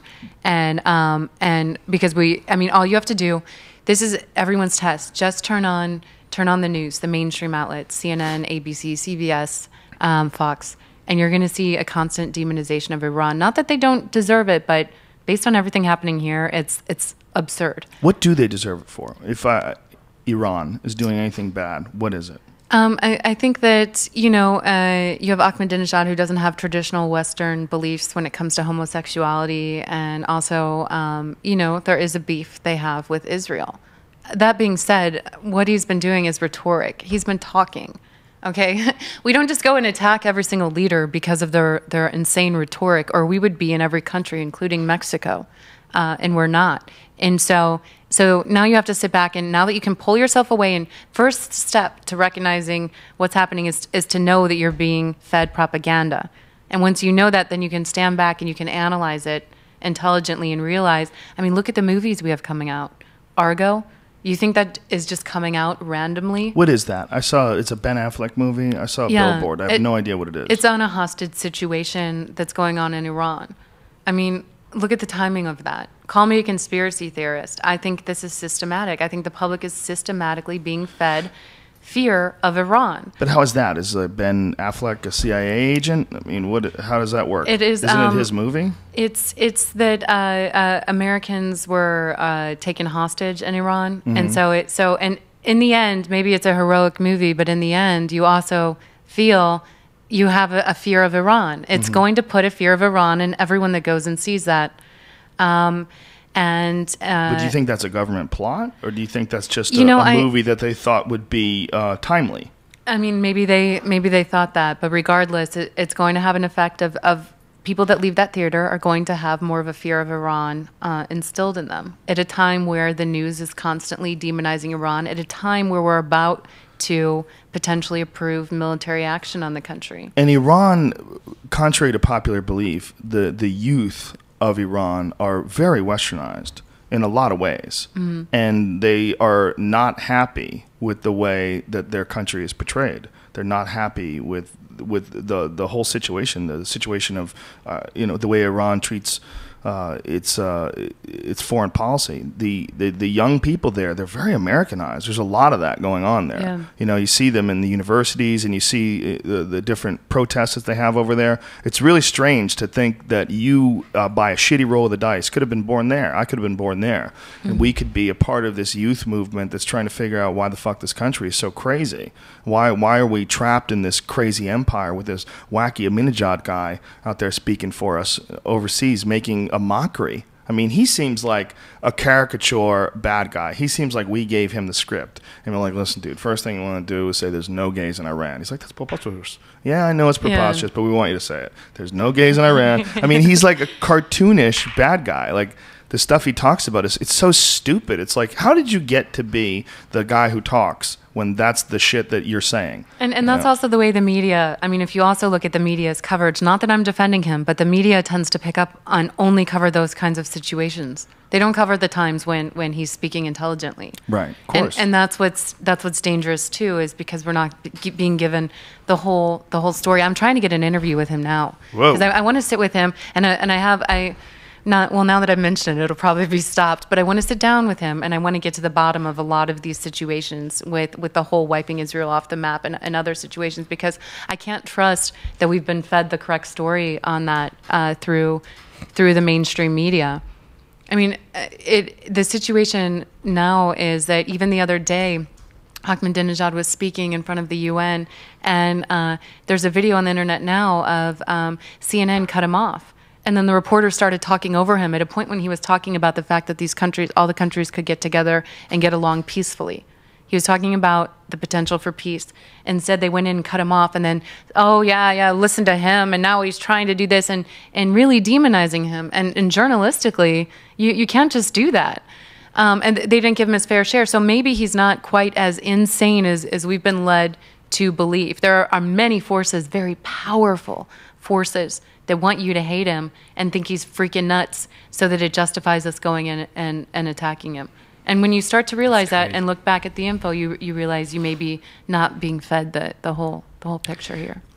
Knowing what you know, and being in the position that you are, being a person who is behind the scenes at a major news outlet like CNN, and you get to see sort of the strings that hold the puppets up. Is there a way to fix this? Is there a way to turn this ship around and sort of right America, or is this a constant protest until we fall off the face of the earth and have a nuclear war? And do we just scream and throw our hands up and pout and yell and scream until they launch the missiles and that wipes us all out? Or is it possible that with education, with the distribution of information that's available today, with people like us talking about it, with people that are young like David Seaman growing up and becoming political leaders, is it possible that we can right this thing? That what we have is a group of people that are in control of this country that really came from another era. They came from an era of no disclosure. They came from an era where,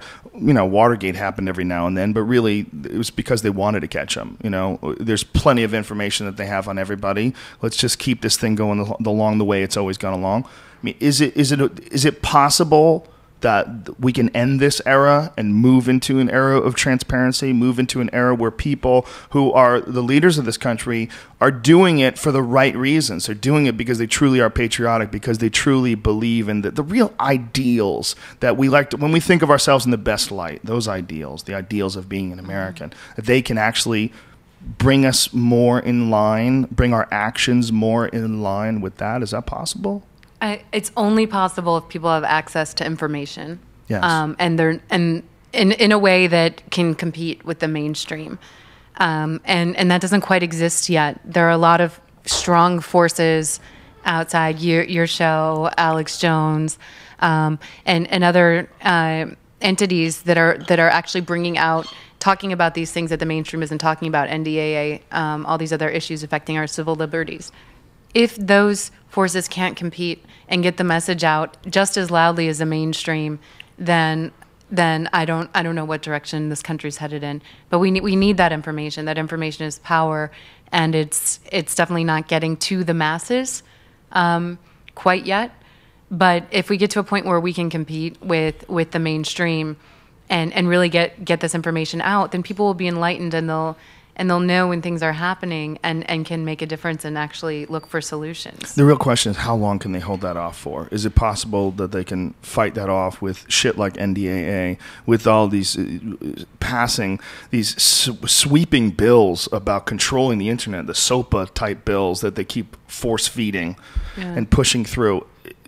You know, how long can they really stop that from happening? Because it seems like this is a new era. To me, it seems like when I talk to people today, like I mentioned this when I spoke with David Seaman, when we had him on the show. It's like, I didn't know anything when I was your age. I was like, he's 26 years old. I was like, dude, when I was 26, I was retarded. I didn't know anything about the way the world goes. And here you are educating me on things. You're completely immersed in the way this country is being run, the corruption of lobbyists and corporations, corporate influence on the way we do everything from grow our food to extract oil. Is this a new era? I mean, are we dealing with this new wave of people who are informed, who are growing into adulthood, that push these old douchebags out of office? I mean, is that what's going to happen? Or are we going to blow ourselves up before we get there? Are these old fuckheads with hanging on by kitty cat claws on a curtain, just barely hanging on? They hit the red button and the whole thing gets wiped back to 10,000 years ago again. I am an optimist, so I hope that's not our future plans. But I think that the way things are going now, we're not in control of our country. The people of America are not in control. Who is specifically? Well, that's a good question, because obviously it's not the presidency, because otherwise NDAA wouldn't have been passed, and we wouldn't have this ridiculous war on whistleblowers and journalists who want to improve the country. So you think the presidency that's definitely not within what they're looking for?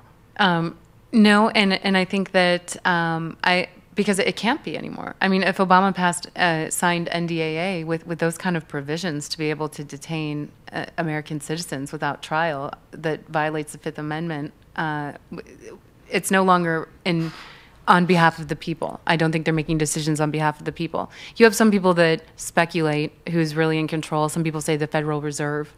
That worries them significantly. That's where we borrow most of our money. No one really knows who's in charge of the Federal Reserve. Some people say they're the ones pulling the strings. You hear all these conspiracy theories. But one thing's for sure is the people of the United States, I feel personally, based on my last 10 years of really getting behind the scenes and investigating all of these, major disasters we've had in the country, the people are no longer in control. Decisions are not being made on behalf of the people. If decisions were being made on behalf of the people of the United States, we would not be about to be entering Iran. We would be taking that money and giving it toward education and healthcare and improving the economy. If decisions were being made on behalf of the people, we'd be going after the bankers that got us in this mess. And what's staggering to me is that if you look at what we're doing overseas, where we're spending all this money, a lot of the contracts that have gone to Halliburton for reconstruction, a lot of the different desalination plants that they have over there, we could have easily had businesses profiting off of government contracts to fix our infrastructure, to fix our bad communities, to fix our impoverished places, to try to heal up America. I've always said that the best way, if you want to make America better, the best way to do it is to make less losers, right? So the way to make less That's a good losers, way to put it, Joe. you got to go after, you have to try to help children. You have to try to brace poor neighborhoods and try to prop them up and try to figure out a way to, to bring some sort of economic prosperity to that area. In education, help people work, give them role models. There's money to be made, and there's satisfaction to be gained from the people that could help those people. That's like a beautiful human experience of helping people out and propping them up, and it can be profitable because there's going to have to spend money doing that. So corporations are going to make money. Tax dollars will go there. It seems like it's just sort of a redistribution for of the way we're spending our money, from spending it on war to spending it on love. And it seems like there's money in love too, but we've been tricked into thinking there's only money in war. And to think that all of our resources and everything that we have and everything that we project can only be profitable if we're killing people. That seems crazy. It seems like that's just the way we've always been doing it. And in viewing the world as one giant community, which I think is inevitable, I'm pretty sure if you just look at the way things are going, the exponential growth, it's inevitable. It's inevitable that we will be just one big world community. Well, that's what we've got to do. It's real simple. If we want to live and enjoy life, which I assume everyone does, we want to enjoy this life. The only way we can enjoy this life is if there's the smallest amount of people possible that are not enjoying it.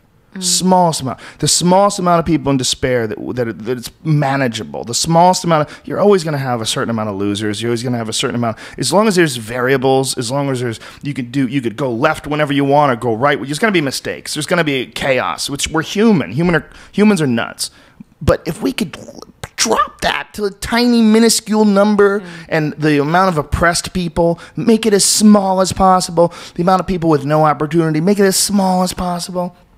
Then we can have a beautiful world for everybody. But we're not going to get that by supporting Bahrain. We're not going to get that by guarding poppy fields in Afghanistan. We're not going to get that by multi-billion-dollar no-bid contracts for Halliburton. That is not how we're going to get there. That's the last gasps of a dying empire of douchebags. And that's what when I look at this country and when I look at like all these people that are speaking out, when I look at people like you, I see real patriotism. When I see people like Alex, you could call Alex Jones crazy all day. I love that guy, and he's a fucking patriot. And he's a real patriot. And what he wants is not to expose corruption and conspiracy everywhere he goes. What he wants is for all to stop. He wants people to run this country with a real sense of morals. We should be run by true moralists. We should be run by people who feel responsible for their actions, who feel that the repercussions of the decisions that they make should be as positive as possible. And we should be a nation of heroes. We should lead the world as a nation of heroes instead of marauders. And the American people deserve better. I've the world deserves better. The world deserves better. Yes, the world deserves to know that people are going to be in the best interest. We need to know that we can be run by the best possible examples of humanity, and that we could encounter the best possible examples of humanity in every single country if people just rise, if people just get their fucking shit together, unanimously, all across the board. If we can figure out a way to truly enlighten, and the way to do this is with mushrooms. See, what we're doing right now, ladies and gentlemen, we're fucking around, and we're trying to do it on our own, and it's too goddamn hard. You only get so far with a yoga class every 6 months that you squeeze in after Starbucks. You have a fucking heart attack when you're bending over in warrior pose. I think we need mushrooms, and we need them now. We need them from outer space. We need them to just drop down. We need something. We need an enlightenment.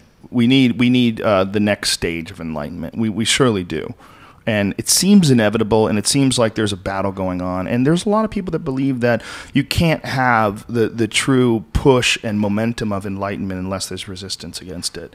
It's that our entire nature is that we really don't achieve what we can achieve unless there's resistance. And so we still have somehow in our alpha male primate DNA this desire to conquer, and this desire to fight against oppression, this desire to rise against the enemy and compete against your fellow man. And it's almost like a lot of people believe that the only way for people to truly achieve enlightenment is to see a Holocaust, is to see an Inquisition, is to see like the horrific possibilities of humanity. So it gives us something to not be. It gives us something to rise against. I think that's the past, though. I think really the future. I think we're living in a weird world. We're living in a world that has changed a lot more than we're aware of, and it's slowly starting to creep up on us. And it may, I mean, who knows if we've already missed the warning signs, but that's why people need to take it so seriously when we have NDAAs passed and when we see police dressed like Judge Dredd. Yeah. I mean, wake up. Look what's happening on our streets of this country. It's amazing. I mean, think of 10 years ago, if you saw those police officers dressed like Judge Dredd standing in front of a protest in front of Walmart, intimidating a bunch of older individuals who are unarmed. Yeah, and it is scary. And it all could have been avoided. It all could have been avoided if the police were different. It all could have been avoided if that kid was not shot in front of everybody in broad daylight. It all could have been avoided if the police reacted to it differently. Everything could have been avoided. Instead, it's fuck you, you do as we say, or we're going to bring in tanks and dogs and rubber bullets. And that's not America. Well, it's not. You're being lazy. You're doing it the wrong way. You're trying to just control things, and you're not doing it the way that an enlightened society and culture would handle it. You're not. And that means that's the enemy. That type of behavior, they marching down the streets and shooting bullets down the alley, that's the enemy. That's the enemy at home. And the people that are doing it, they think that they're doing well. They think they're doing good. They think they're doing their job. And that's what's really fucked up about it. It's like by the fact that someone gives them the green light, they feel like they're in the right. Like, well, these fucking protesters just stop breaking the law. I'll stop shooting rubber bullets at their face. Like, it's, just because somebody wrote something down on a piece of paper doesn't mean that shit's right. I mean, there's a lot of shit that's written down on paper that doesn't make any sense. And one of the things is that you're somehow allowed to bring tanks into a city and guys with machine guns because a kid got shot in the back. That's not the way you're supposed to handle that situation. That's not the way an enlightened being handles their society and their culture. And that is where we are right now. We are at a pass in human nature. We are at a bridge. We're at a divide where we have to change from the way we've lived for the past few thousand years. We just lived like dominating creeps. We have to change into a compassionate society of people who view each other as a community. People who view everyone all around the world as a community. And that's the only hope. It's the only hope for humanity. And it seems to me there's like almost a race.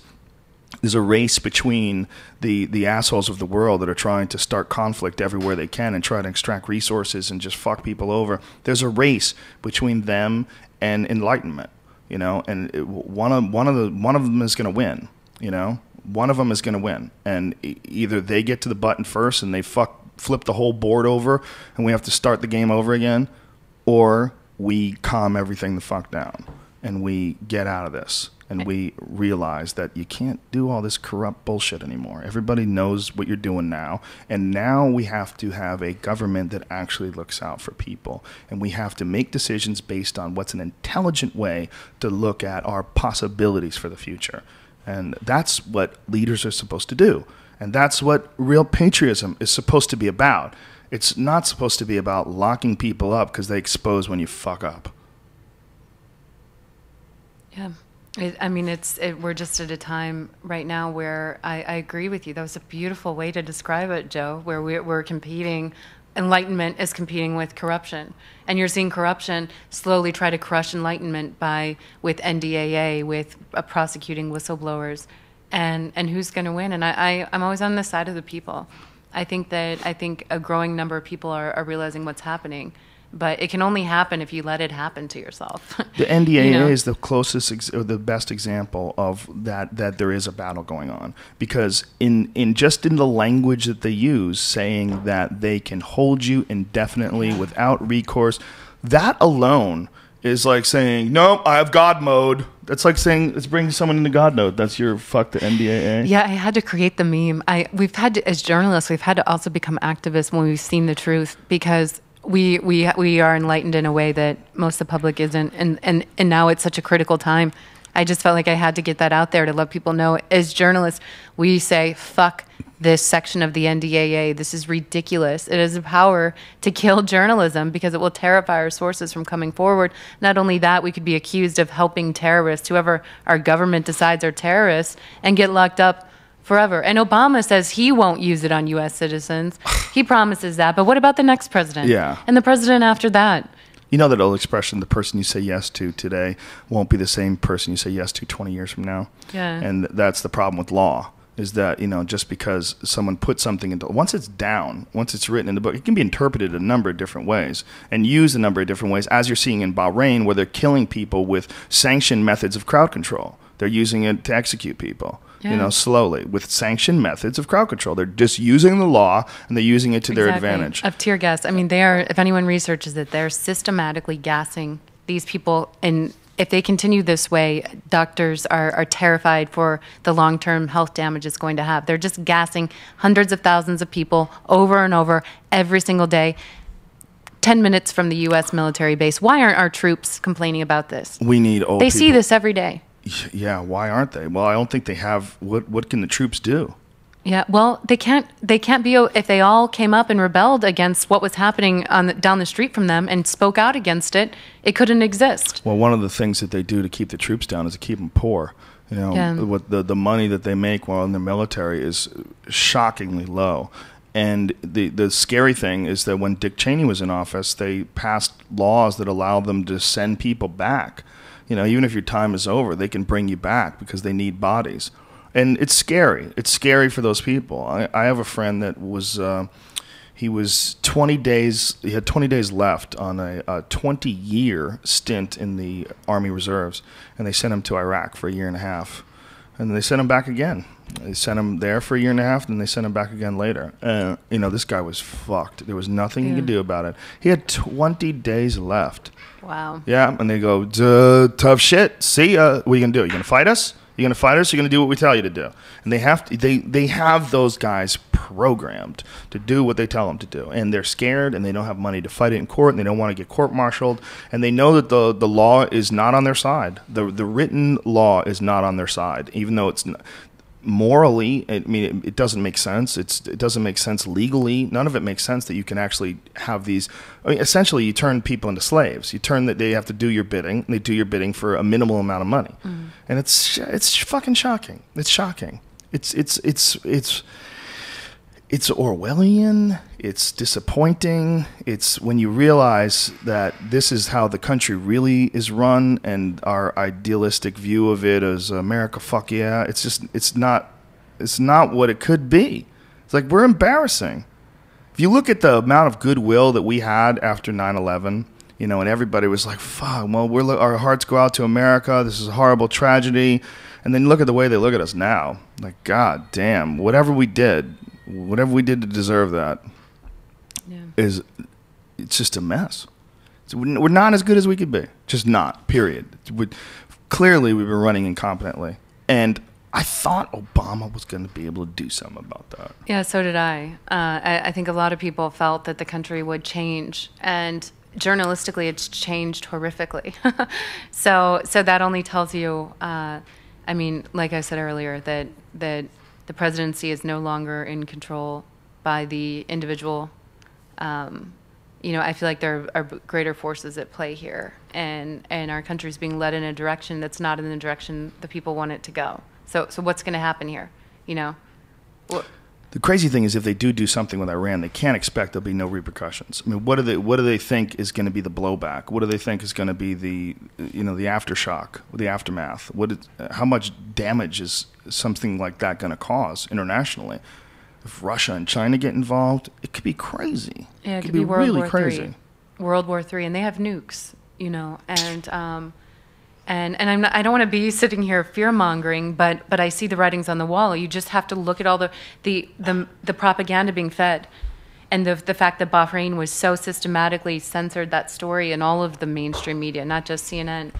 And so you look at that, put the pieces of the puzzle together, and to me it spells out war.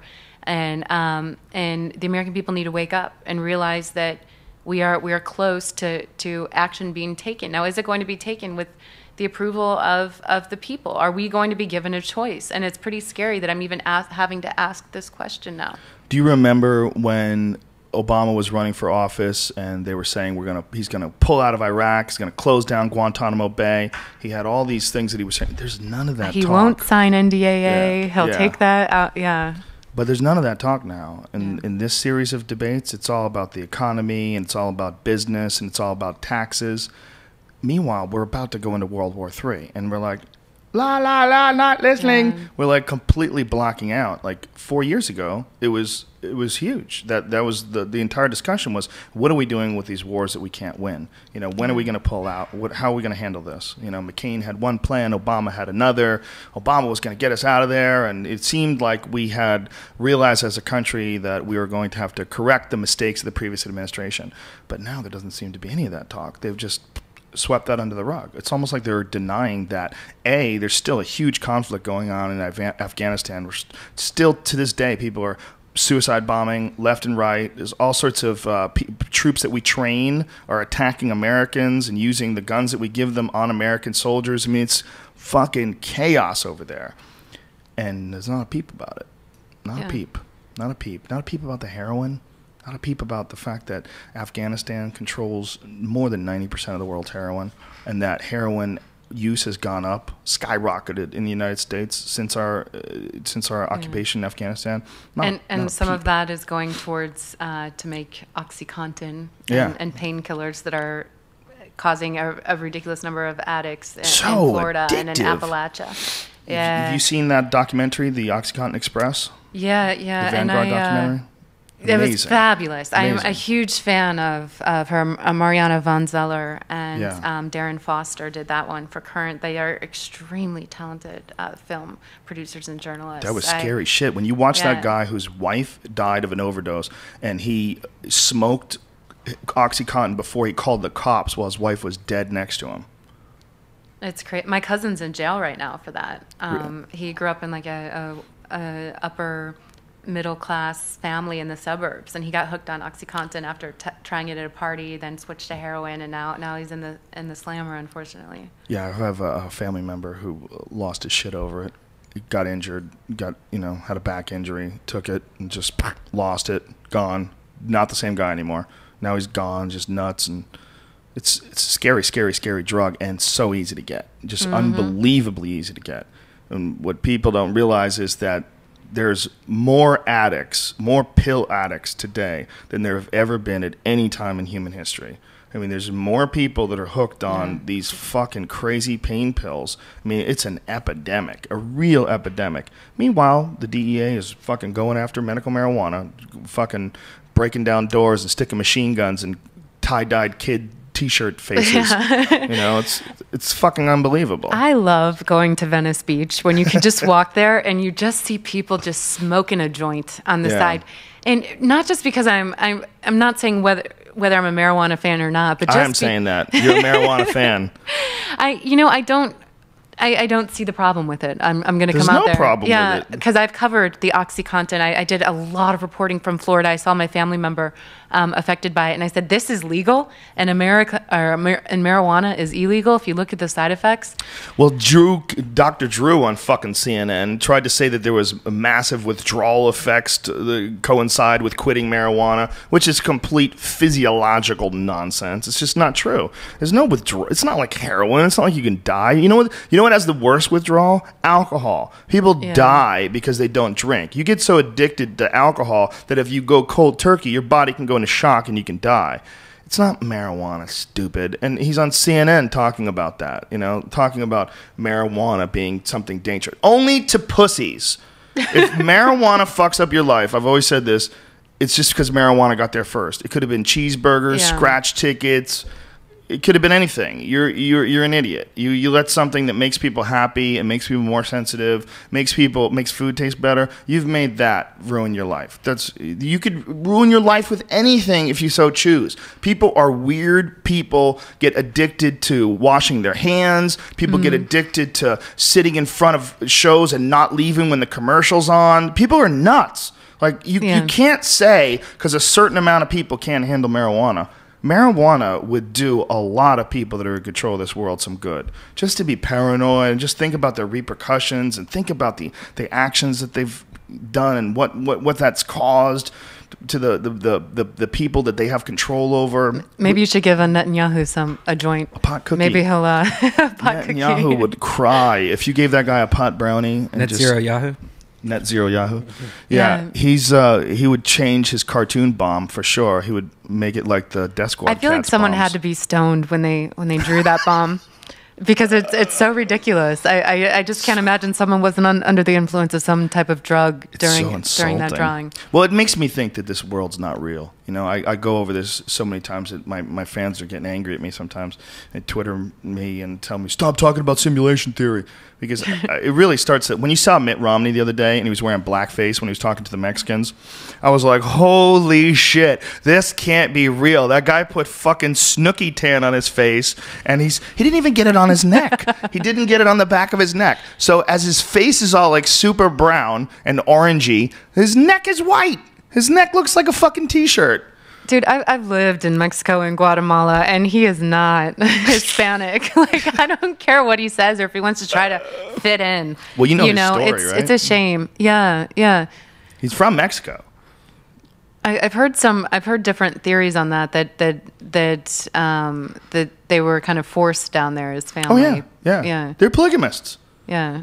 They wanted to fuck a lot of women. They wanted to have a bunch of wives. And so they wouldn't let them do it in America, so they decided to move to Mexico. But that was back when people were riding horses. All right, nobody thought there was going to be a difference. What's the difference? Mexico, America? Fuck it, let's move there. Yeah. We can have 10 wives there. And so they decided to move there, and Mexico just didn't change and grow at the same rate as America. So now they're stuck in like wars and shootouts with the drug cartels.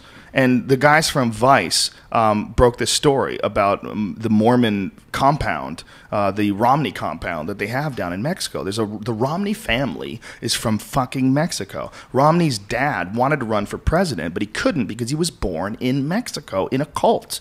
And that's where Romney came from. He came from there. He lived there. I mean, it's fucking bananas. They're a crazy Looney Tunes religious cult that wanted a bunch of wives. And so they decided to go to another country. And I hate when candidates try to act like they're so chum with the black community or the Latino community, or they always put a show on. It's just so disingenuous. And the way I see him do that with the Hispanic community is just ridiculous. You know, like it's cute. I don't see him hanging out in LA and really, really getting down with the community. I could never imagine him going in a bar and hanging out with a bunch of day labor Hispanic men. I could never see them getting along with Romney. It's interesting though that's where the debate has gone. That's where the focus of our country has gone. It's gone into these two very different personalities and what each one represents. And then the dialogue is one of them represents a redistribution of wealth. He represents, he's going to take money from these people that have worked so hard, and he's going to give it to these lazy folk to try to prop them up. And then the other side is that this guy is a businessman, and this guy is going to be able to figure out what's wrong with the business of this economy and put us back on track, and he's got these steps that he's going to take right away. And then one side is like, this is going to cost the middle class a lot of money. And all while this is going on, tanks are moving into place. Yep. And right now that's in Iran. Yeah. That's for Iran. And I the more I look at it, the more I'm starting to agree with people who think that the two-party system is just a distraction. Bill Hicks said it best. Yeah. He said, he goes, I like the puppet on the left. Well, the puppet on the right is more to my liking. Hey, wait a minute, one guy's holding both puppets, and that's essentially the dog and pony show that we got going on. Gay rights. Exactly. Redistribution of wealth. What are my taxes? What are you going to do? Give it to lazy welfare people? You know, there's people that believe that welfare is in place just simply to ensure that there's a certain amount of Democratic voters every year. They just continue the welfare so people continue to be on the dole, so people continue to support anybody who supports that. It's a mess. It's a fucking mess. So what gives you hope? I always ask people that Pot. because Marijuana gives me hope. Psychedelics give me hope. For real. Yeah. Not joking. It sounds ridiculous because people associate psychedelics with non-realistic things, with hallucinations. They don't look at it the way I look at it. I think that there are certain plants here that have aided in the evolution of human consciousness. They have changed the way people look. They've changed the way I look at people. They've changed my relationship with human beings. The way I look at human beings has fundamentally changed by having psychedelic experiences, and changed for the better. Made me a healthier, nicer person, made me more loving, made me more aware of the consequences of my own personal actions. And I think that's one of the reasons why they're illegal. And I think it's a shame that they've been derided to the point where it's a laughable topic. You know, if you say that, well, you know, yeah, Rogan also thinks that mushrooms can cure mankind. Well, guess what? They could. If we all had really intense mushroom trips, first of all, people would come out of that with a complete reset. They'd come out with that, you would be healthy, but you would have a complete reset of the way you view eternity, the way you view this situation that we're in. The way we're so caught up in our own little culture and our own little situation that we have constructed and that we're fighting against and trying to control all these various aspects that we don't even think, we don't take the time to think about the incredible majesty of just life itself and how amazing it is and how incredible it is that you have friends and loved ones and how incredible it is that you can have sex and that you could drink wine and you could eat steak and you could go to a movie and you can drive a car. We live in a fucking fantasy world. And I think that if people had some newfound appreciation, whether it's from near-death experiences, whether it's from psychedelics, whether it's from meditation, whatever it is, I think people operate their lives primarily on momentum. They get up the same way they've always gotten up. They move in the same way they've moved to get there every day to work, and they go through the same job every day. And that momentum is very, very difficult to break. And even if it's not a healthy momentum, whether it's, you know, beating off till your dick bleeds or gambling all your money away, we still get stuck in that momentum. I need a drink. You don't even know why you need a drink. You're stuck in some wacky momentum. You could call it being addicted to porn. You could call it being addicted to the internet, but we're stuck in a wacky momentum. And the only thing in my experience that changes that is a complete reconstruction of how you view the world. And the only way to do that is to step away. You have to have some sort of a disconnect, some sort of an experience where you get an objective look at things for the first time. You look at things as if you were someone completely unattached to every single aspect of your life and the lives of all the people around with you, but you get to see it like mapped out in front of you clearly and cleanly, with no ego, with no financial repercussions, with no, just you get to really see what it is. And that's not fucking possible for most people without some form of psychedelic experience.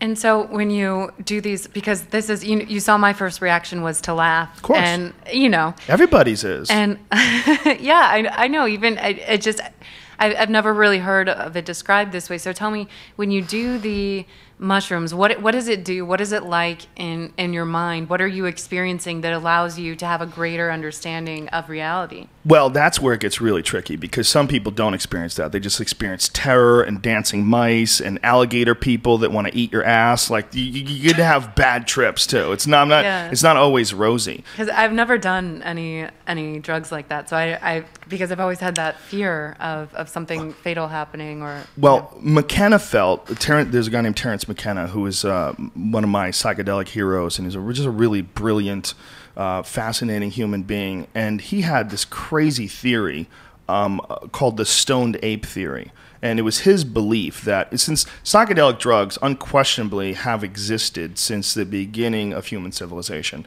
there have been various sacraments, various things that people have taken during rituals, to the point where a guy named John Marco Allegro was one of the scholars that decoded the Dead Sea Scrolls.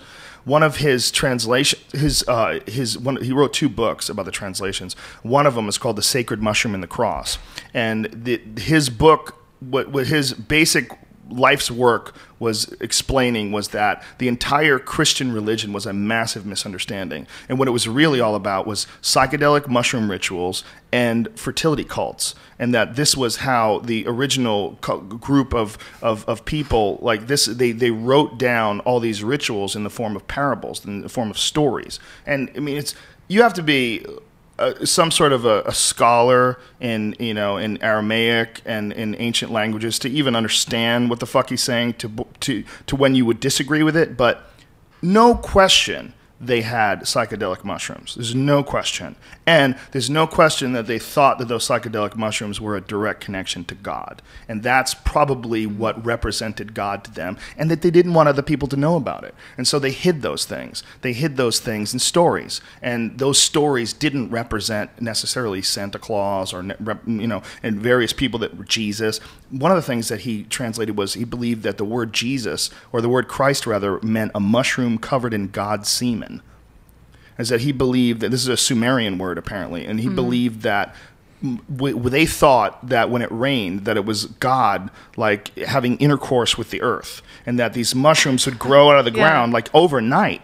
And they didn't have microscopes, so they couldn't see the spores that turned into mushrooms. So they thought that this was like gifts from God. Then they would take them and trip their fucking balls off. So if you really stop and think about that, if you lived in a time where there was no science and virtually no understanding of the world that we live in, and you found mushrooms and you ate them and just had this fucking mind-blowing, transcending experience, McKenna believed that was responsible for us evolving past lower hominids. He believed that the doubling of the human brain size over a period of 2 million years, which is a huge mystery in the fossil record, they don't really understand why the human brain size doubled. And it was his theory that they doubled because they started taking psychedelic mushrooms.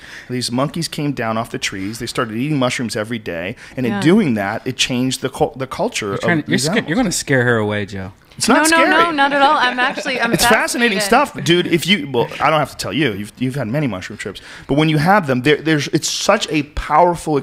But still, if I'm going to rob a bank, I'm still going to rob a bank if I do mushrooms or not. If I'm going to rape somebody, I'm not going to shroom on mushrooms and go, you know what? I'm not going to rape this girl anymore. I'm going to I don't think mushrooms fixes anything. I think if everyone did mushrooms in the whole world, it's not going to fix anyone because you're ridiculous. First of all, you might be very different than a lot of people that have had transcending experiences. Anyone in prison has done mushrooms, I bet.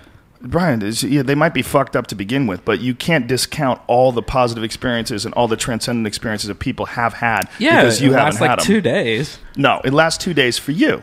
It lasts 2 days when you take mushrooms. I don't think about a mushroom trip after 2 days, no. Ever. Okay, well that's you, Brian. Well, I don't obviously, think you sit there and every day you wake up and thinking about that. How can you argue about it? It's just silly that you're even arguing about it. So what does it do to you when you take mushrooms? Like I know you guys say it's psychedelic. What do you see? What are your most profound experiences?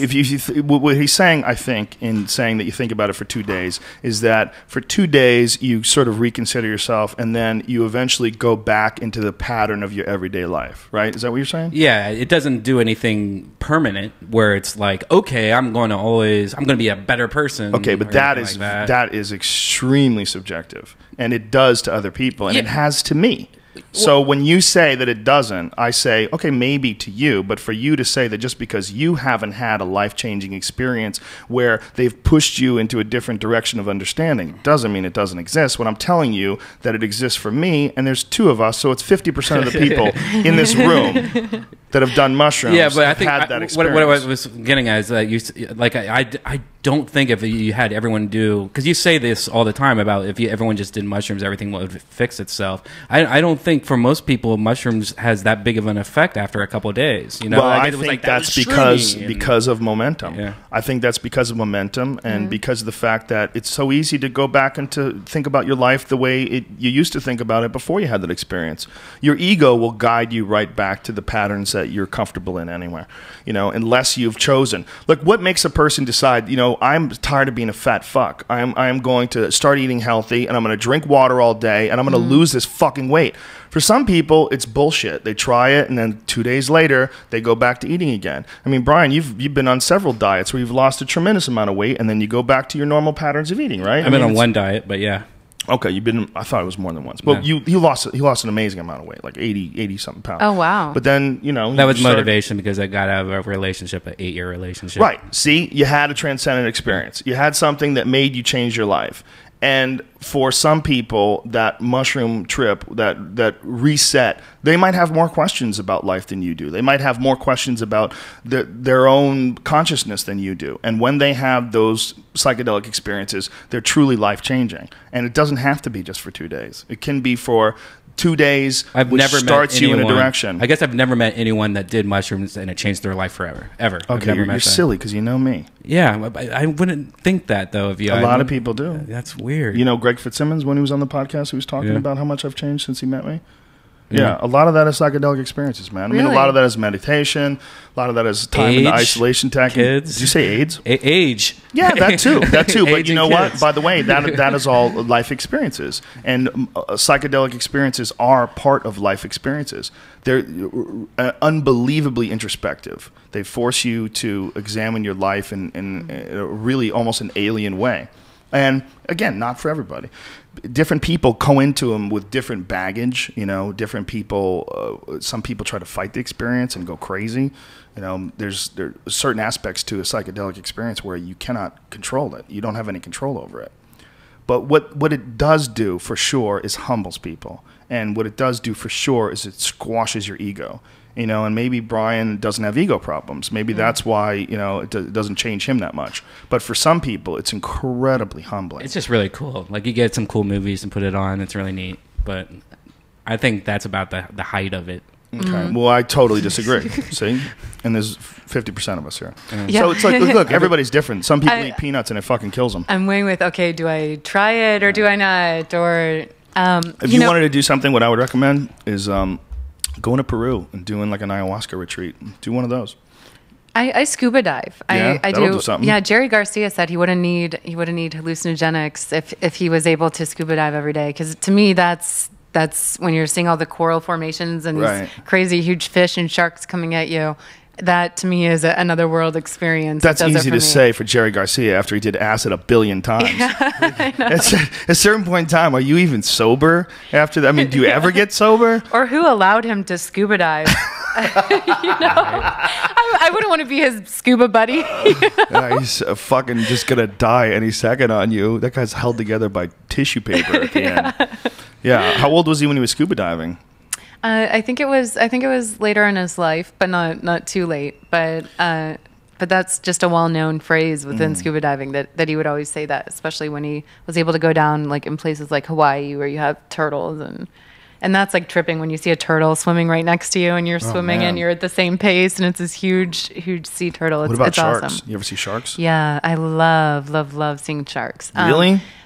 Because they're so rare, it's very rare. It's like saying you go hiking out in California, you'll see a bear. It's almost the odds are slim to none. So when I get to see a shark, I get excited about it. One time we were scuba diving below the oil spill on CNN. This was really cool that they let us do this, and it was an area where there weren't a lot of bait fish because they'd been killed by the oil. So we're down underneath the water. It was me and Philippe Cousteau. Jacques Cousteau invented scuba diving. It was his grandson. And Jacques Cousteau invented scuba diving? He helped really. Did you know that? Yes. Okay. Sorry. You're good. Thanks a lot, guys. I knew he had that show, but I didn't know he invented it. Wow. Are So- you being serious? Or Yeah, I didn't know he I thought you were. invented Okay. No, I really didn't know that one guy invented scuba diving. Well, he helped. But who knows if we can trust what was written? He helped innovate it. I'd okay. say he was really the guy who brought it to the mainstream. And so we were there live on TV scuba diving, and all of a sudden there are sharks swimming behind us on air, and a lot of viewers thought we were going to get eaten. And so I was really paying attention to. We were wearing hazmat suits, and I was paying attention to not drowning because my suit had flooded, and we were in oily water. And so I barely noticed the sharks, but I went back and watched the video, and there are a lot of them that just keep swimming right past us. And I later find out that my asshole South African photographer was throwing lunch meat off the boat, and that was attracting all these sharks to come toward us. I know. Jesus, what a jerk. what? Yeah, he was throwing. We had Walmart sandwiches, and he was throwing the salami and the bologna that he didn't like off the boat, and it attracted one shark, and he thought it was funny to bring all these other sharks on board. But What a douchebag. but it's cool to see them underwater. They're fascinating creatures, the way they swim, and also just to see something that massive that could potentially harm you. It's kind of an adrenaline rush, you know. Yeah, for sure. Actually, it doesn't seem like they invented it.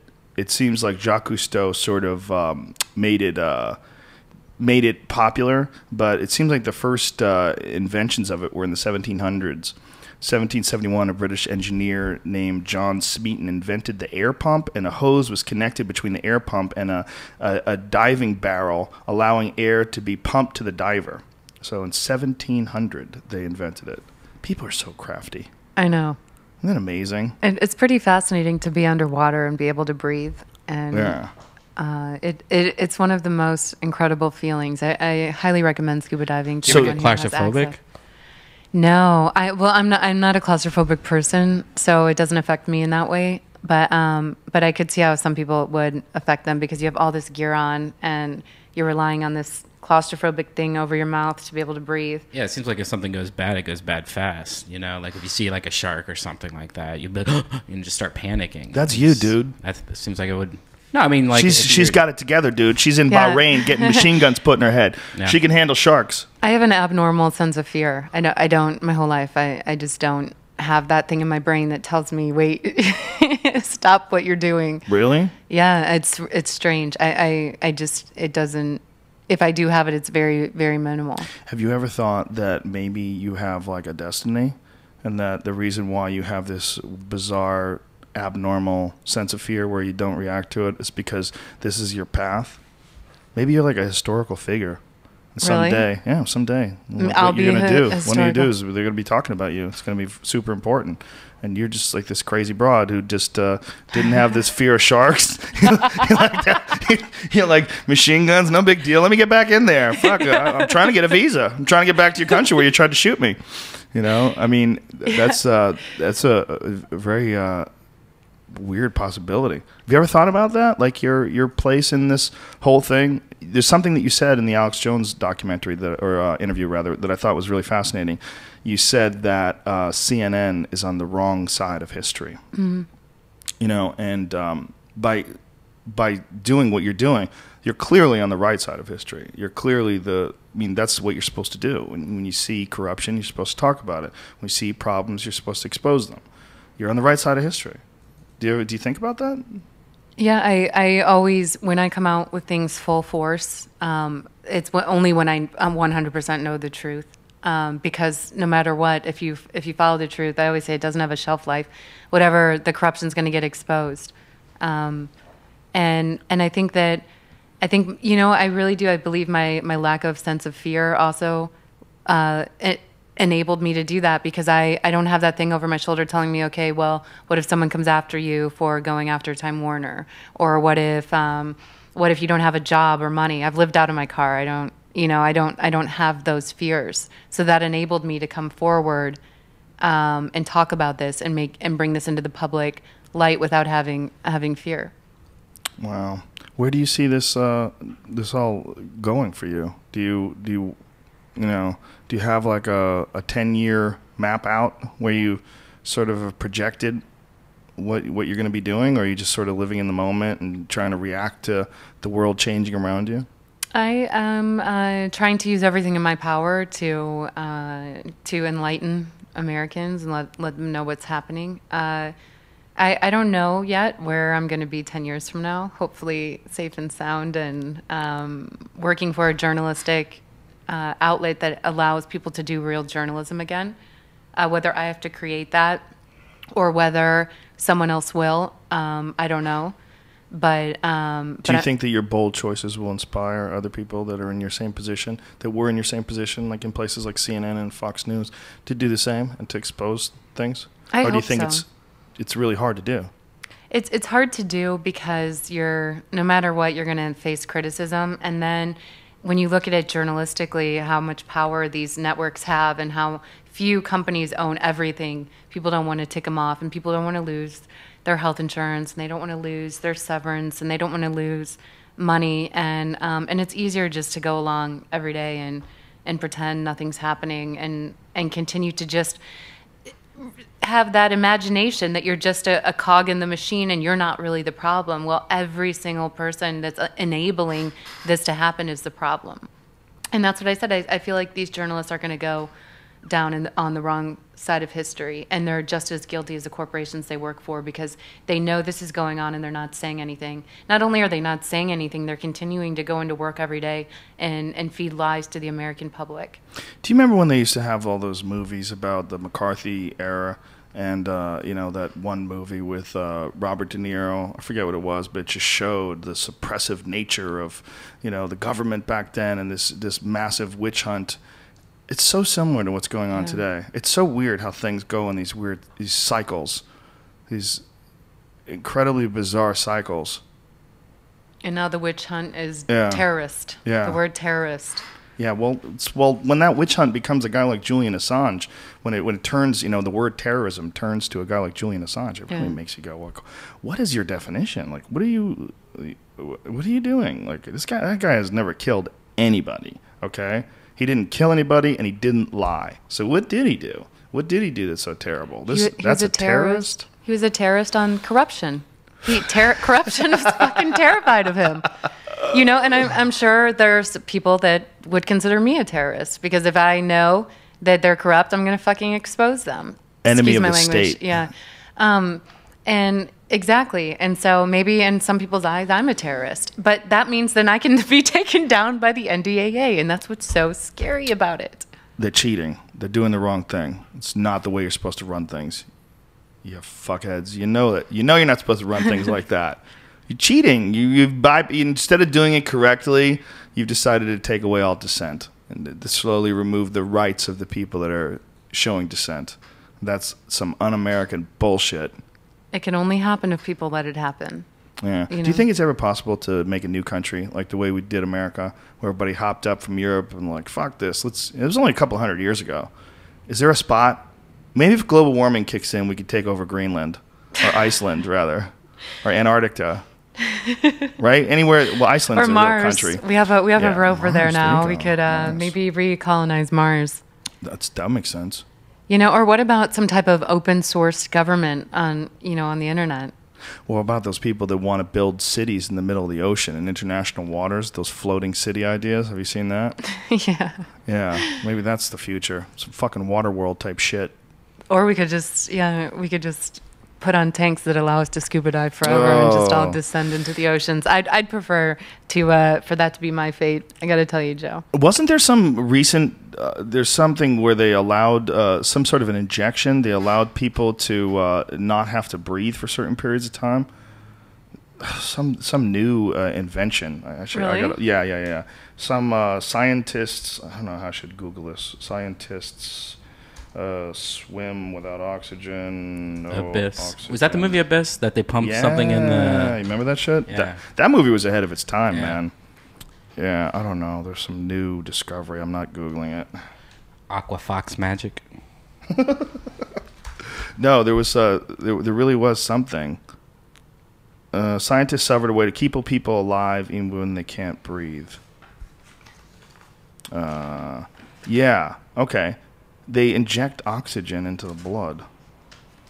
They've discovered a new way of administering oxygen to the blood which could allow people to stay alive without breathing. amazing breakthrough could change medical science by eliminating the need to keep patients breathing during complex operations. Okay, so the idea was this was for operations, but it could also be used somehow or another. You could connect people, some sort of a fucking thing, intravenously, and they don't have to breathe. Whoa. And where is this taking place? Where's this research? That's a good question. Maybe I shouldn't say, or they'll close down on them. Look what I got on my door today, Joe. I got a free Scientology test on my door. Ooh. And I just have to fill out this like 10-page thing and send it in. And they can tell me if I'm Scientology ready. It says, "Are you curious about you?" Yeah. Wow. And then the questions are like, do you often make thoughtless remarks or accusations which you later regret? Yes or no? And then it's just you definitely there's do just that. tons of questions, like ridiculous questions. You just say yes. That's my whole career on podcasts. Do you That's what spend I'm much supposed to be doing. time on needless worries? Do you? No. Not really Not needless. Not needless. His worries are legit. He's worried about the feds coming in here and Well, we should shutting be down worried your about show. is the Islam. Well, that's another thing that's been widely misreported in the news is this attack on the U.S. Embassy in Libya that they attributed to this fucking shitty movie that this guy made. And apparently that's not true at all. And then that attack, rather, had been planned for a long time before that and purposely took place on the anniversary of September 11th. And that for some reason or another, they decided to blame it on people reacting to this movie. So sort of give people an irrational idea of how Muslims would respond to any sort of mocking of their faith, and to get us even more, angry at the idea of Muslims and more excited about the idea of stopping this Muslim threat, this Islamic threat that the world sees. And Iran is a part of that, Exactly. And why didn't the government come out when they knew it wasn't exactly directly a result of that video? Why didn't they come out and talk about that right away? Well, they don't ever. It's like the Pat Tillman story or the Jessica Lynch story. When they get caught bullshitting, they never make okay, we were bullshitting. They never do that. They just so sort that's of journalists' job to come forward and say that this wasn't really a result of that movie, and you didn't see that on the networks. They didn't do that. And instead, they just continued to fill the public with this crap propaganda. So what are you doing now as far as like broadcasting? Where can people read your latest stuff? Who are you working for these days? Like, how are you rocking it? What are you doing? I'm working on a book. I felt like the protests were undercovered, so the first thing I did was I do photography. It's one of my loves and passions. So I've been traveling to all these protests. That's why I was shot at in Anaheim, and taking photos of protest here in the U.S. and really showing people this is happening. And not only that, people are winning. There are people, man, these people down in Texas that are fighting the tar sands pipeline, they're crazy. These old farmers are putting devices on to physically attach themselves to equipment that law enforcement has to saw off in order to get them away. Really? And they're burying themselves in the ground. Yeah, I mean, they are fighting What? back. Yeah, What is you don't this? even know about it. I don't Why? even know Because about it's it. not being covered because they're winning. And they're actually stopping this pipeline from going in, or at least stopping the construction periodically. Where is it and what is it about?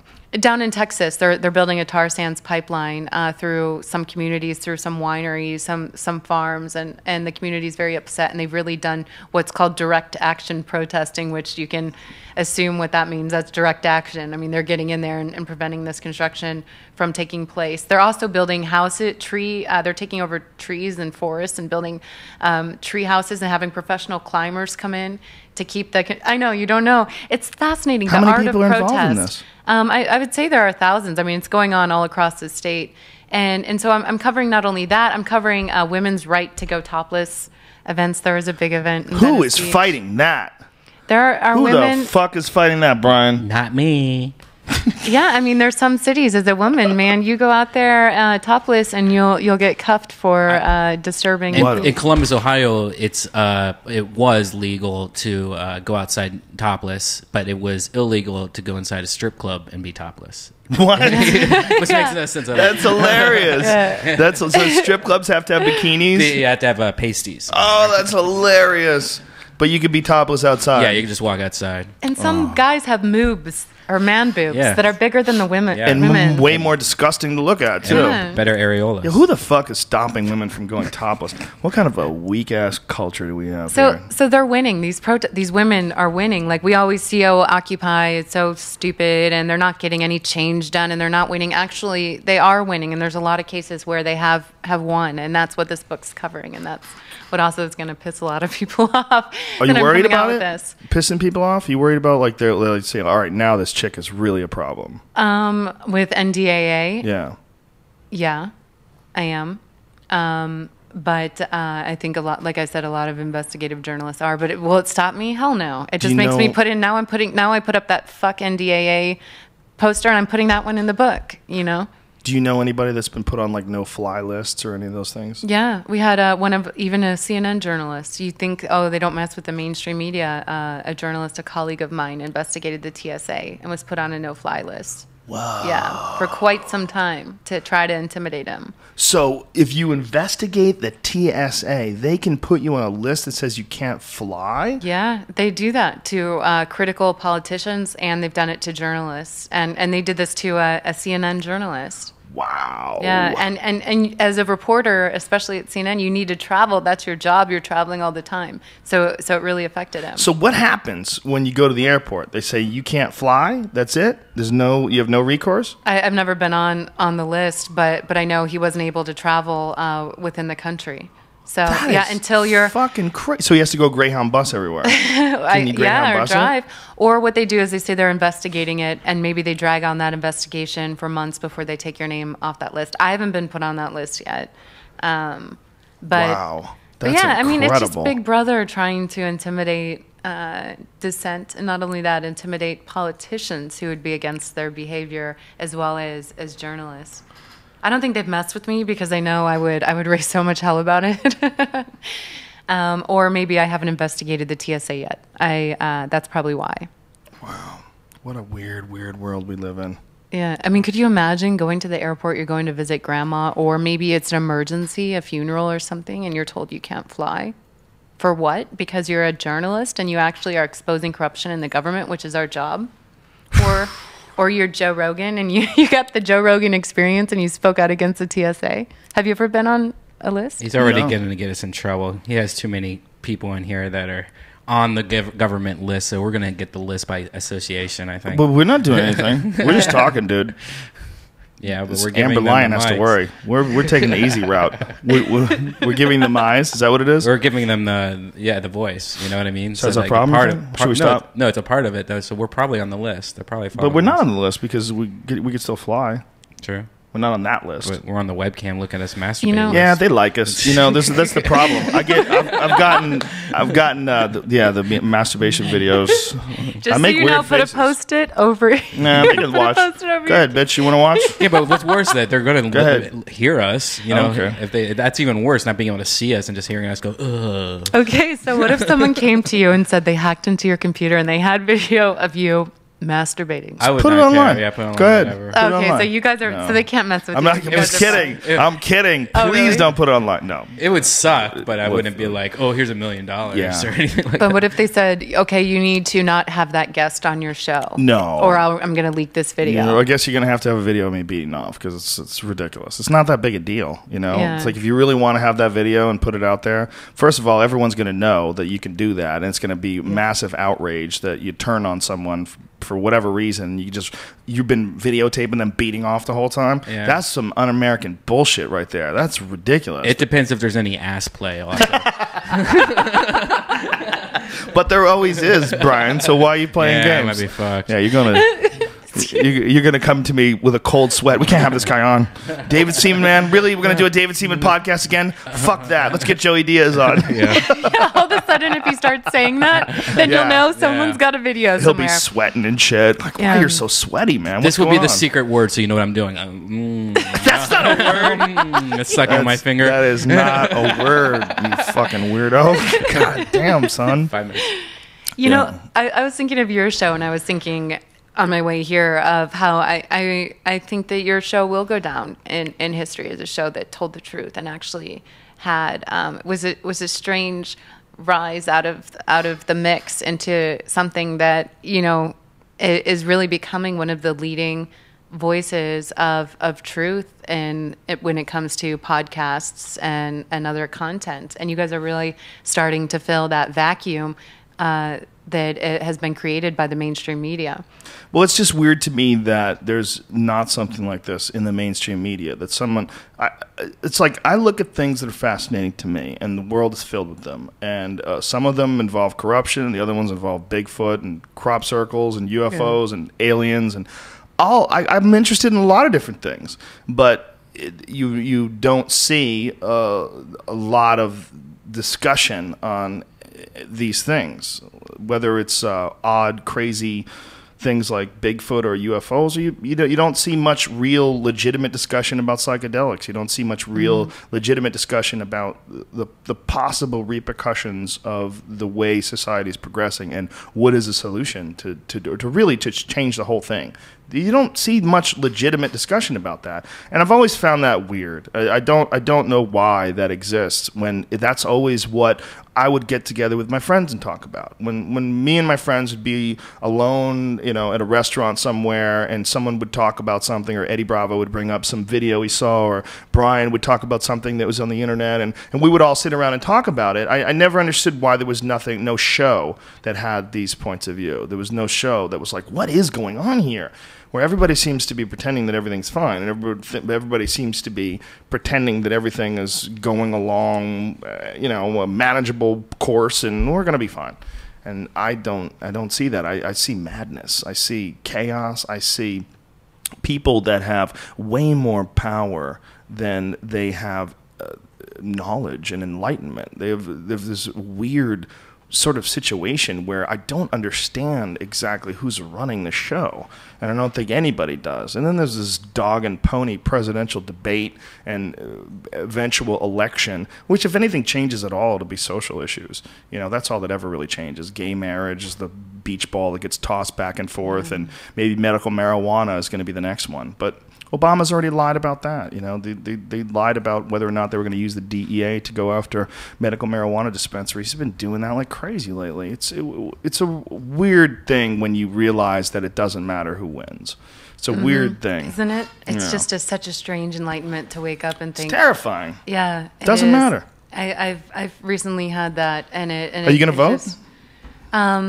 Me, I just historically speaking, I don't vote because I don't want a dog in the race, and I know I get criticized for this all the time, but I know if I do go in and take the time to vote for someone, I'm going to be secretly rooting for them. And that's the problem we're having now, I think, with people not criticizing Obama enough, journalists, because journalists tend to be more liberal, and they're scared to criticize him for NDAA, and that's why we're not seeing these vital issues covered. So I feel like, as journalists, I feel like we shouldn't vote. We should not have a dog in the race. We should be able to stand back regardless of party and just look for the truth and really criticize. Go after everyone. I mean, that's our job is to fuck yeah. I say as to comedians, piss everyone off. That's our excuse now, Brian. No voting. Yeah, that's I don't vote. Yeah, well, it keeps you off the jury duty. Yeah, keeps you off that nonsense too. No, I encourage everyone to vote and be active. But as a journalist, I encourage everybody to take mushrooms and be active that way. Or mushroom. I mean, whatever way you want to. Brian doesn't agree with me. I encourage ass play. I encourage everybody to follow Amber Lyon on Twitter. Amber Lyon. Look, thank you very much for just being awesome. What you've done is very courageous, and it's very rare. It's you've taken a very unique path, and I think you're on the right side of history. Oh, if that makes you feel Joe. good. That means a lot. I appreciate it. Thank you, everybody, for tuning into this fabulous podcast. We're not going anywhere, you dirty bitches. This weekend, we will be in Phoenix, Arizona at Stand Up Live. Many of the shows are already sold out. There's 2 shows Friday, 2 shows Saturday, 1 show Sunday. Brian Redban will be joining me. Holla at your boy. It's going to be so fun. Yeah, as was the Ice House last night. Yeah. Thank you so much, everybody who came out to the Ice House last night. What a fucking show. So fun. I mean, the crowds that we get are just... We couldn't have asked for a better thing happening. We couldn't. I'm not even saying this right. We couldn't have imagined that what's going on right now with these shows and with the podcast. ever could have happened. It's not For a something cult, we you planned. guys are really nice. The best cult ever, and no one's running this cult, by the way. I'm not. I don't know what the fuck's happening. Shroom Tech's running this cult with his little DeathSquad.tv. Get yourself some Alpha Brain, bitch. Enhance your neurotransmitters so you understand what the fuck we're going on about. like ants. Yes. In the African desert. Get on it, bitch, and follow Redban on Twitter. REDBAN. DeathSquad.tv is where you can pick up your funky, fresh kitty cat T-shirts. There's 2 of them. One of them has the Hypnotic Super Cat on it. That's what I'm calling the new one. The Hypnotic Super Cat. I love that fucking cat. And the guy just got a tattoo of it very recently. Yeah. Congratulations, sir. You made an excellent choice. Yeah. Thanks to Onnit.com for sponsoring us as well. Go to ONNIT and use the code name Rogan. You will save 10% off any and all supplements. Did you just slow it down? Don't slow it down at the end. What are you doing? You mixing? Yeah. Okay. That's it, folks. Fucking show's over. It doesn't get any better than this. This is all we got for you. But we love you. We love the shit out of you. And we'll see you soon.